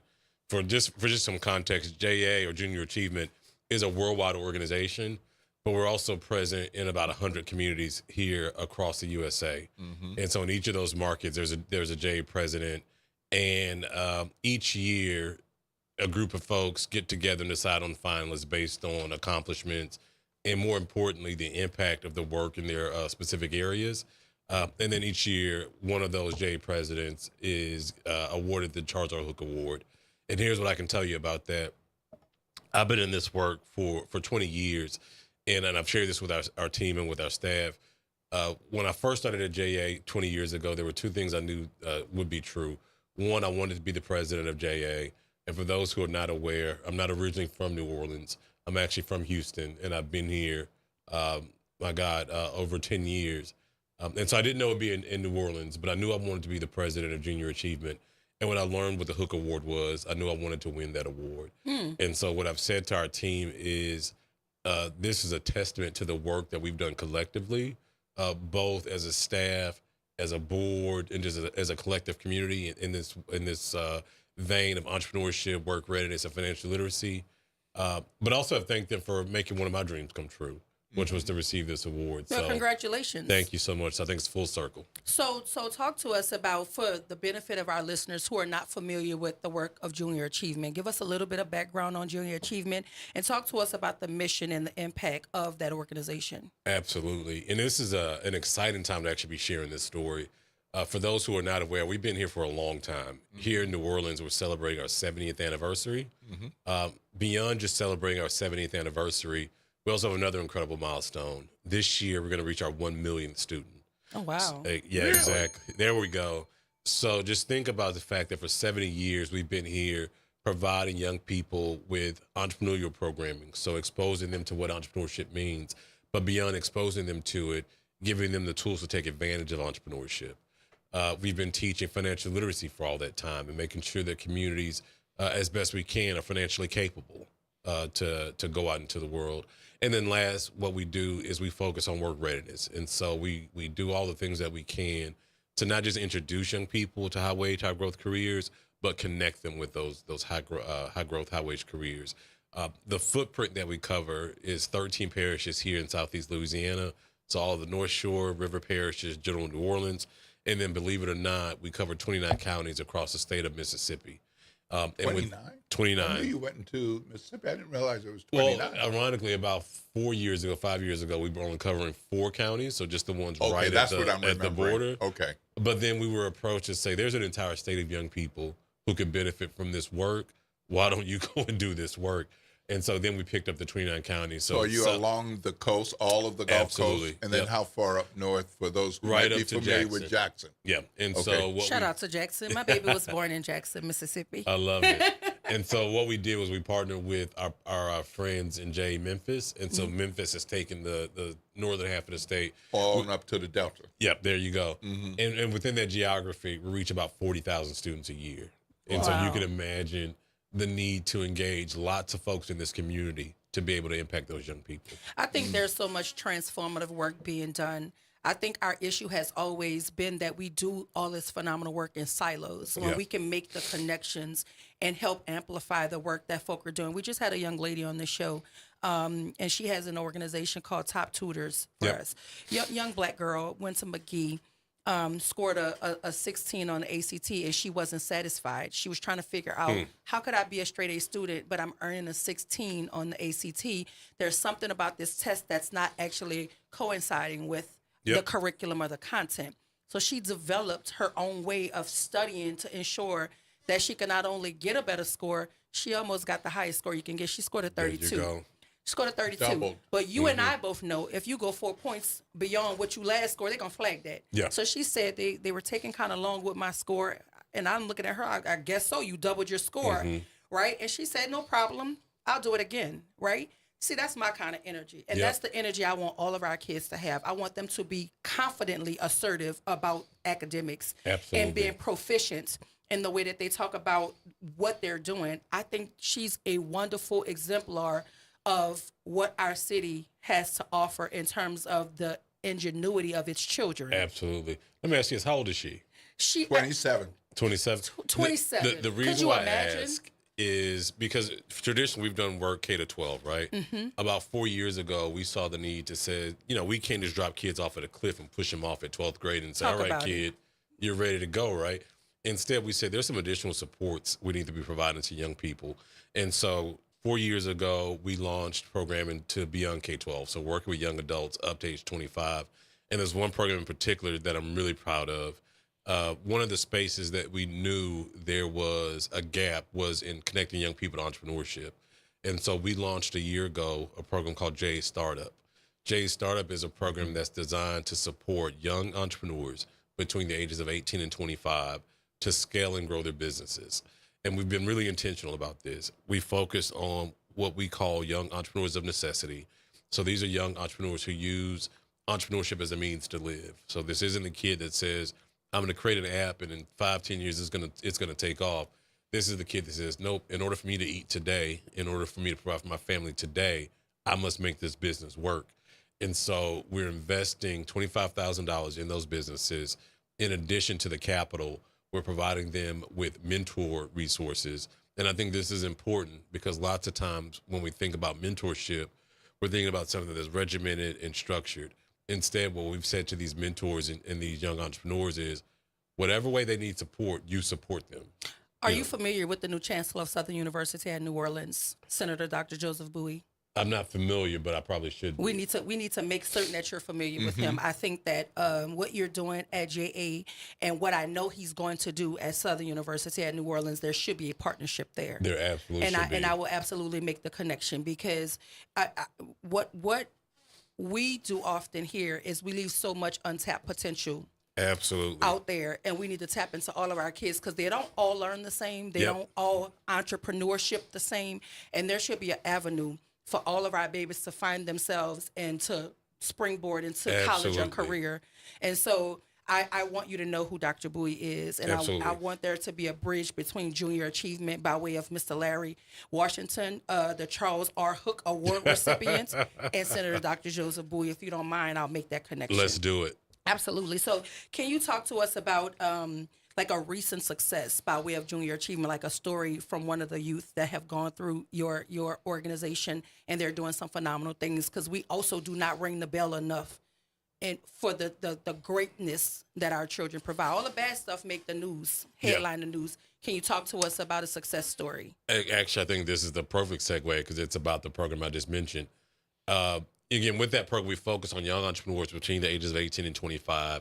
And we wanted young entrepreneurs who, this first year we did it, were culture bearers for the city of New Orleans, right? Mm-hmm. So we're almost killing two birds with one stone, right? We're supporting entrepreneurship, but also supporting the culture. And one of the young men who participated in this program, his name is Tyrius Day, has a business that you would think should be on every corner in New Orleans, right? His business is music instrument repair services. What? Get out. Hold on, Mr. Washington. Because you know how you hear an idea, you like, well, why didn't I think of that? Because it seems so, come on, Mr. Terry. There were no music repair businesses in the city of New Orleans. Wow. Right? So when bands or musicians would break their instruments, they were sending to places like Kansas City, right? They were sending to places outside of New Orleans. I believe there may be one in Kenner or Metairie, right? But no one in the city of New Orleans was repairing music instruments, right? This young man has gone to training in Minnesota to understand what this looks like. He's done training in Kansas City. And now he's coming back. He's come back to New Orleans to launch his music repair business. In this program we do, Jay's Startup, he was our top funded business for that. Oh, wow. And so now he's opening a brick and mortar store right here in the city of New Orleans. And so we talk a lot in our office about who we've been over the last 70 years and who we've been as an organization that's been introducing young people to things. One of the things that we are holding ourselves accountable for now is to be change makers and to change the entire ecosystem. And so just this example of Tyrius is an example of how we're changing who entrepreneurs are in the city of New Orleans, right? And sometimes, Larry, a lot of our babies have a skill set that they don't know can turn into a career. Yep. Like they're just, I did a documentary with Big Frida a couple years ago, and it was focused on crime, but it told the story of so many of our children, and one of them was Devin. Devin is dead now. They killed him, but Devin had a talent for music. Yep. He took a bucket and a stick, and he can make sounds that you cannot even imagine with a bucket and a stick. So imagine if he actually had access to a real drum set. There you go. Right? You know what I mean? And so it's so many Devins out there. And I think what Junior Achievement is doing is making certain that the kids who appear like Devin can have a pathway to success that might not look like what the traditional model of success looks like. And I think to your point, lots of times, you're right, our young people have so much untapped potential and a wealth of talents that they don't even connect it to the fact that this actually could be entrepreneurial. Yes. This is something that I can actually take and monetize in a way that could be transformative for me and transformative for my community. Yeah. And I think the work that we're doing, or at least the work that we're trying to do, helps young people who don't even realize they need our help and support to get that help and support and start to materialize some of these things we're talking about. That is so excellent. I'm a little older than than y'all. Just a little bit. Just a little bit. But as a graduate of 2600, where is that? Is that like next to Schweckman? Is that at the corner of Schweckman and Maison Blanche? I was like, where is that? Yeah. Okay. Everywhere you are, we are. Okay. So you're dust. You're right. So you're dust. So I was in the Marching 100. Yep. And I have to tell you, I mean, full skill ranges. First of all, enough skill to get in the band, stay in the band, and all of that. Then your different skill levels and all. But in every year I was in the band, there were people who could play the hell out of their instrument. But there was this guy over here who knew what to do when this happened. I don't know what to do. I can't play like I play, but somebody needs to fix this. Yep. That guy was the guy who would do that. That was the guy who could do that. And then another piece of it, when I was growing up, where the Palace Cafe is now on Canal, that used to be a Werlein's music store. And so if you did business with them, buying your sheet music or getting your instrument, and one of the things you could do is get things serviced there. Yeah. So I might have been in the Marching 100, but I would see folks from across the city coming to that store, yes, to rent an instrument, buy an instrument, get sheet music, but also repairs. But, of course, at that time, in the 70s, who was behind the counter doing the repair? Not you and me. That's right. And that definitely was a skill that, could have been developed. Yep. And so I'm so happy to hear about this, because that is definitely a really good niche. No, absolutely. I think, I feel like I have discernment. I think it's a gift from God. I have discernment. Energy is important to me. And I think you have the type of temperament that our children should see in a Black man in education spaces, right? We need more of that, because I think too often that Black men don't see themselves as educators, because they don't see themselves in this vulnerable space where they can be vulnerable enough to show kids that there's more than one way to skin a cat, right? Exactly. There's more than one way to measure success. You don't have to necessarily. Sports are great. Sports saved my life, right? Music is great. I love listening to music. I don't think anybody drives around in silence in their car unless they need to be on Criminal Minds or something. I don't know. But all of those things are great. But all of those things we are not monolithic. We are a people that can do a multitude of things. And I think what Junior Achievement does is it shows our young folk that there are various pathways to success, and that Black men in education spaces, in my opinion, is the great equalizer for how we right the ship of education in New Orleans specifically. We need to see more Black men in education spaces. So I just want to say I'm enamored with you at this moment. But what I want you, I guess the question then will be, what is your long-term vision for Junior Achievement of Greater New Orleans? And where do you see it 5 years from now? That's Mr. Charles R. Hook Award recipient. That's a perfect question, and I'll answer it in two ways. One, when I think about the success of Junior Achievement, if we get this right, then we're no longer needed, right? Yeah. And so when I think about long-term success, crazy, I want to be unemployed. Yeah. Right? I don't want to have to do this work anymore, because we've done all the things to get it right. And so that's long-term success, right? But to answer that question more specifically about the next 5 years, we're actually going through a process right now of a strategic plan that we're envisioning what does the next 3, 5, 10 years look like for this organization. And I've hinted to it a little bit with something that I said. I think for so long, what we've done is we've just been about the business of delivering curriculum to young people and checking boxes, right? Mm-hmm. And saying, all right, we got in front of those 20 kids, box checked, right? But what does real ecosystems change look like? I gave that example of Tyria's in Jay's startup, and the fact that doing that work helps us transform and change who entrepreneurs are in this city. Mm-hmm. So when I think about this organization over the next 5 years, it's transformative ecosystems work. You talked about the fact that there are not, there's a lot of folks doing this work in silos. Yes. What we realized very quickly is that is happening, right? Yes. There needs to be someone pulling all these pieces together, being the glue, the connector, the convener of all these people. And I think the key to that is everybody being in line with the outcome, no matter who gets the credit for what the outcome looks like. There you if go. everybody believes that children deserve access to the best of education in the city of New Orleans, and all of the work we're doing separately will become a collective work, right? And it doesn't matter who they're interviewing on the news as long as the literacy scores go up, right? Yep. It doesn't matter whose name goes in print as Yep. long as the literacy scores go up. Our kids can do math and ELA on grade level There or you go. above, right? Yep. That should be our goal. But a lot of us are concerned about who actually gets on the stage and accepts the Charles R. Hook Award. But I like what you said in the beginning was this is a collective, right? This is that's good leadership because you didn't win that award separate and apart from your team.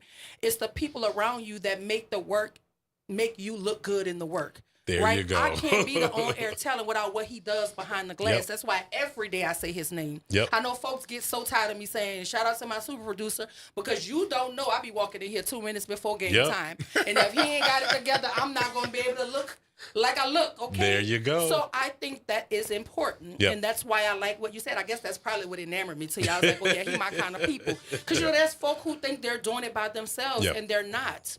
They're not. All of us are living in answer prayers There you from go. our grandmother. There you go. You know what I mean? So I think it's important to make certain that we honor the people who don't actually get a mic. Yep. We honor the people who don't actually get the award. There you go. Because not everybody can hold the award, but a lot of people are responsible for you holding that award. So I Absolutely. like what you said. Puzzle Master is on the phone.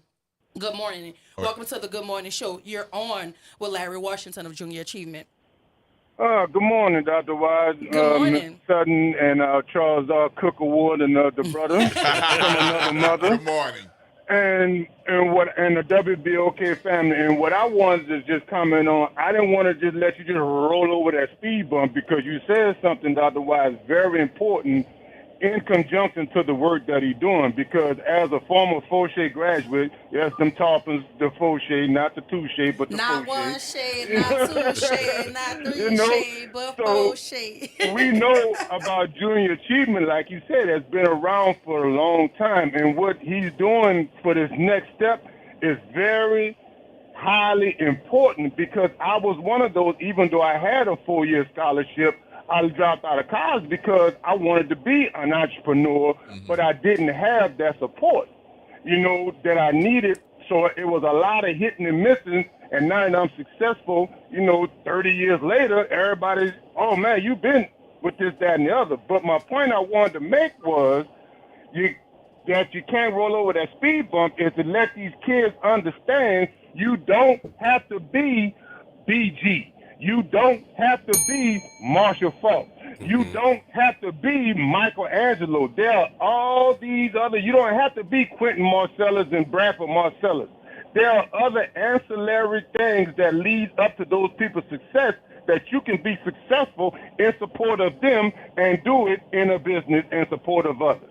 Absolutely, so I appreciate Puzzle that, and I thank you for saying that. Thank you, Puzzle Master. I appreciate Great point. And listen, and to that point, we're going to add your name to the conversation because, when we talk about you don't have to be a Marshall Falk and you don't have to be, but you could be the first Larry Washington, right? You could be the first Terrius because he is. Yep. I mean, like our kids are knocking down glass ceilings and don't even know they're knocking down glass ceilings, right? I think about the kid with the footwork. I see this kid all the time on all of the videos. You can tell that that's just inside of him. Nobody taught him how to move his feet like that. It's just in the DNA of New Orleanians, right? And some of us don't have that. Don't look at me for no footwork. I can walk. Right. That's about it.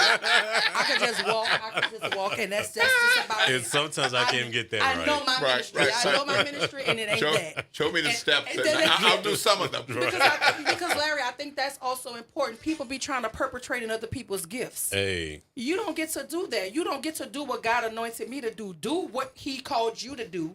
And if we could all be the best versions of ourselves in the calling that God ordained for us, we don't have to be the great value version of nobody else. Amen to that. You understand what I'm saying? I'm just saying. That's all. And one thing I do want to add based on just something that this brother said is Puzzle Master. Is that, who we think are the next generation of millionaires or not who we think they are, right? So at this point, you don't have to be the Marshall Falks. I read a study that was saying that most of our new millionaires are folks like plumbers, electricians, right? these industries and professions that we thought at one point were dirty jobs. Yeah. Well, that's where the money is. You ever had to pay a plumber? Thank you. Or an electrician? I know How about that? And guess what? AI ain't taking his job. At all. At all, baby. They can't scan no bro. I walked into a gas station, and you could use a self-checkout to pay for your gas now. I say, this is just out of control. You can go to the clothing store and just dump your clothes on a shelf, and it calculates the price for you. Or the restaurant my soror Inez Pierre took me to, there's a robot that brings you your food. I was like, you know what? This is going far. But what it tells us, we've got to prepare young people for a different set of jobs. Absolutely. Yeah.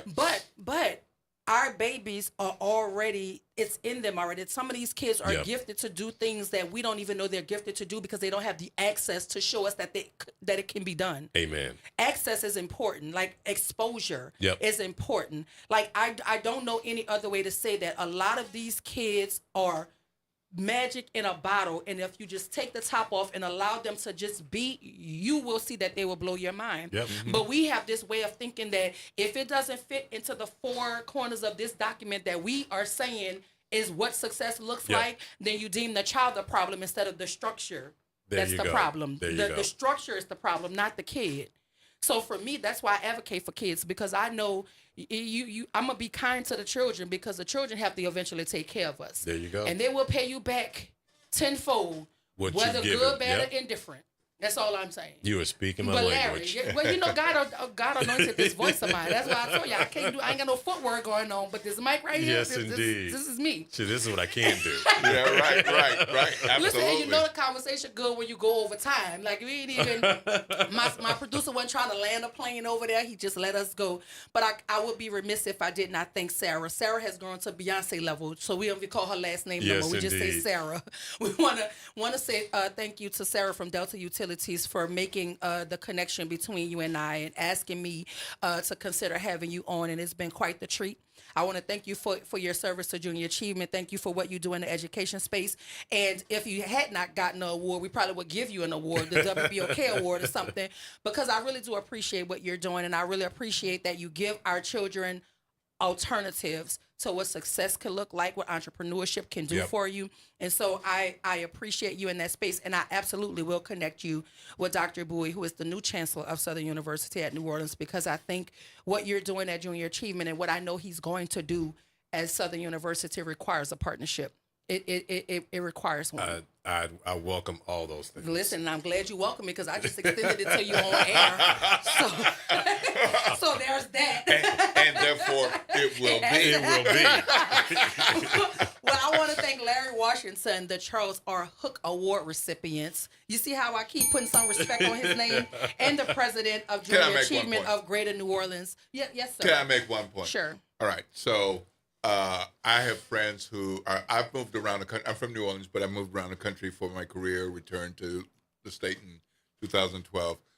Been aware of Junior Achievement's good work in different parts of the country, and obviously different regions have some different focuses, but you have this national context of what we're doing. So I'm aware of some of those things. So let me just say that the Hook Award is something that a lot of people strive for and never make it. And never make it. So what and I'm hearing you say, Will Sutton, is there's all sorts of presidents for Junior Achievement all over this country, but our president is better than yours. That's what I'm hearing you say. All right. Shout out to Larry Washington. Thank you, Sarah, for making the connect. We got to go to break around here, but if you want to know more about Junior Achievement, is there a website that they can go to? Absolutely. www.jagno.org. Thank you for being here, sir. We're going to go to break, but when we come back, we're going to close the show as only we know how right here. WBOK 1230 AM. What New Orleans is talking about. All day long.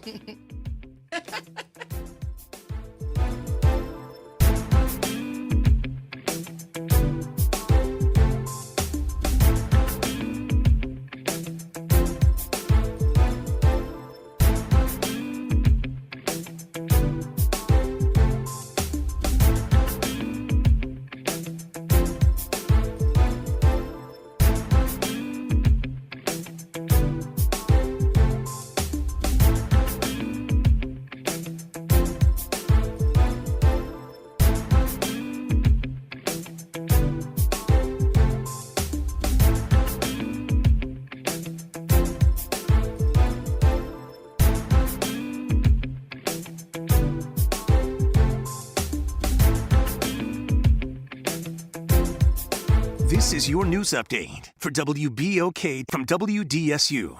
For all your news and weather, watch WDSU News, New Orleans' leader in live, local, late-breaking news. Today at noon and 4 p.m. Scattered showers and a few storms will be possible as a weak easterly wave moves through the area. Some heavier downpours in spots. Otherwise, expect a mix of sun and clouds with highs topping out in the upper 80s to low 90s. Humidity stays high, so it'll feel warmer, and any storms that do develop could bring heavy rain. Tonight, skies partly cloudy with lows in the mid to upper 70s. For the WDSU First Warning Weather Center, I'm Raven Richard. Welcome to Chemical of the Month by the community scientists at Rise St. James. This month, we spotlight phthalates, chemicals added to plastics, especially PVC, to make them more flexible and durable. But there's more. Research shows phthalates may disrupt hormones, affect reproductive health, and contribute to environmental pollution impacting our communities. Join us as we explore how these additives shape our everyday lives and the world around us. For more details, visit risestjames.org. Empower your knowledge with Rise.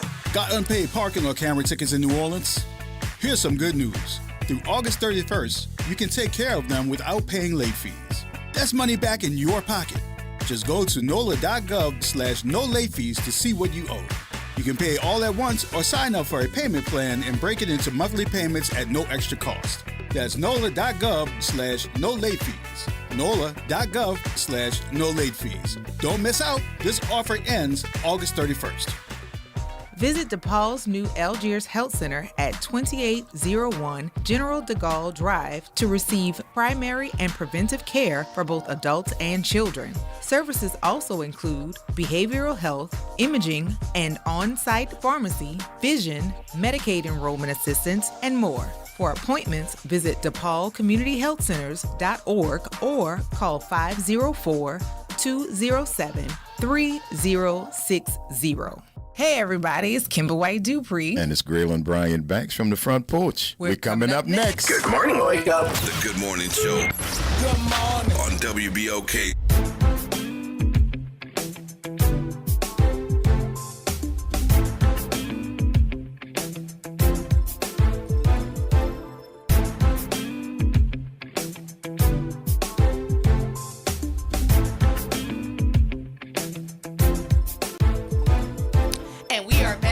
Wednesday. Happy Wednesday. Welcome back to the Good Morning Show. I am your host, Dr. Ashanta Wyatt. Shout out to my super producer, Naren Sanders, or a.k.a. Lily Hardy behind the glass, and my co-host, Will Sutton. Good morning. We were in a spirited conversation with Larry Washington, the president of Junior Achievement of New Orleans. Good work. My general manager came in here and said, what a collection plate, because you on there preaching this morning. Listen, when I talk about the kids, it all makes sense, right? To me and my brain. What you say, Will? Absolutely. And we've been threatened.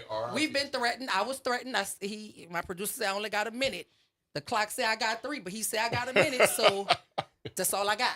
Right. But I hope that you enjoyed the show. I want to thank Aaron Haynes, the president of the National Association of Black Journalists, for joining us this morning, talking about all things journalism, women in power, and the convention that recently took place in Cleveland, Ohio, as well as all of the callers. Shout out to Puzzle Master for calling in. Those of you who are engaging in the chat, Will Sutton for making certain that we have access to some of these lovely people that are affiliated with NABJ. I think Aaron is doing some wonderful work, and the 19th is something that I'm going to lean into because I think it's a really, really dope platform. Based on the 19th Amendment. I think the concept is extremely dope, so I'm definitely going to keep my ear to the podcast because she has a new podcast going on as well. So it's been quite a 1-year run here. I think this has been this has been a good year. I don't know. I've had a good year. Like I said, I started on the air with OT. OT stepped away because he's currently running for mayor, and so I was on the airwaves in this chair by myself. And then I got NABJ's own Will Sutton, the Will Sutton, to co-host with me. So it's been quite a year, and y'all are in for a treat tomorrow because guess who's gonna be on air with us tomorrow? My son. My womb fruit, Cameron. Yeah, that's Cameron, and let me tell y'all something. He getting ready for y'all because my baby said, "Mom, I'm going to the barber today." He want to make sure. He looks his best on camera tomorrow, so Cameron is going to be here. And I got a surprise for you. Not a surprise, but I got a little slick announcement. Y'all, you know I got a crush on somebody, Will? Yes. Yeah, I got a crush on somebody. I would tell y'all who he is, but then y'all will be in my business, and we ain't gonna do that. But he know who he is. Yeah. I be playing too much. But shout out to my crush, you know. What you got to say, Will, because we only got 20 seconds because Naira about to start looking at us. Well, it's Wednesday. It's hump day. We still got a couple more days to go. We got great shows coming up for the rest of the week. Yeah. If you got somebody who missed something in this show, always you can go to WBOK 1230 AM Facebook page, and you can run it back. Maybe I could give some tickets away if somebody could guess who my crush is. Yeah, right. Psych. I'm just playing. Look, we got to go, y'all. It's been quite the show. I appreciate y'all for tuning in, whichever method you are, whether you're on Facebook, if you're listening in your car, if you're engaging in the chat. We appreciate you over here because we are nothing without our listeners. But y'all stay tuned up next for The Front Porch with Graylin and Kimber. As far as the Good Morning Show, Dr. Ashanta White, my co-host Will Sutton, and my super producer Naira Sanders, and Baldy Waldy, our general manager Justin Lewis, has made it into the building. We're going to see y'all tomorrow, where my baby's going to be a co-host on the show. All right. I love it. Shout out to his grandma, Sandra. We're going to see y'all tomorrow. This is WBOK 1230 AM, what New Orleans is talking about. All day long.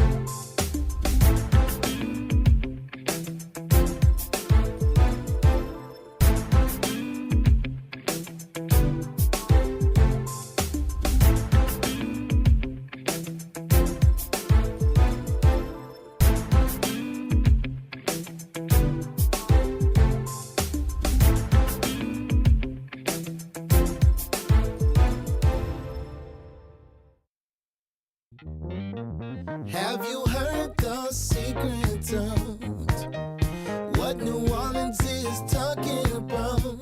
I promise everything will be okay if you're listening here on the airwaves. It's that WBOK 1230 AM.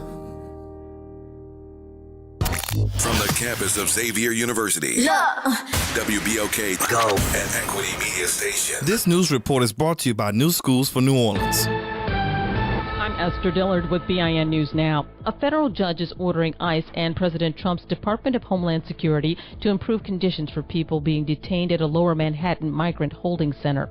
Attorney for Make the Road New York, Andres Cortez, says conditions at the detention center are inhumane. Our client, who was held over the weekend, was able to attest to his experiences there, where there wasn't adequate food, there wasn't adequate water, no way to make legal calls. Yesterday, the judge ruled that ICE cannot detain migrants at 26 Federal Plaza until conditions improve. A former member of the black vocal group The Platters has been missing since Friday after being seen last in Brooklyn. Police say 80-year-old Sandra Hall was last seen boarding a subway. Her family says she suffers from dementia. And black LSU football player Barion Brown has been named to ESPN's preseason All-America team. Get BIN News Now on demand 24/7 on the iHeartRadio app. This year marks 20 years since Hurricane Katrina changed our city and our schools forever. New Schools for New Orleans is sharing After the Storm, a special series reflecting on the past 2 decades of change and progress in public education. Through videos, personal stories, and a powerful interactive timeline and data dashboard, we explore how our schools recovered, transformed, grew, and what that progress means for our students today. Discover the videos, data, resources, and stories behind the 20 years of change at newschoolsforneworleans.org/Katrina20. You're on the front porch with WBOK 1230 AM.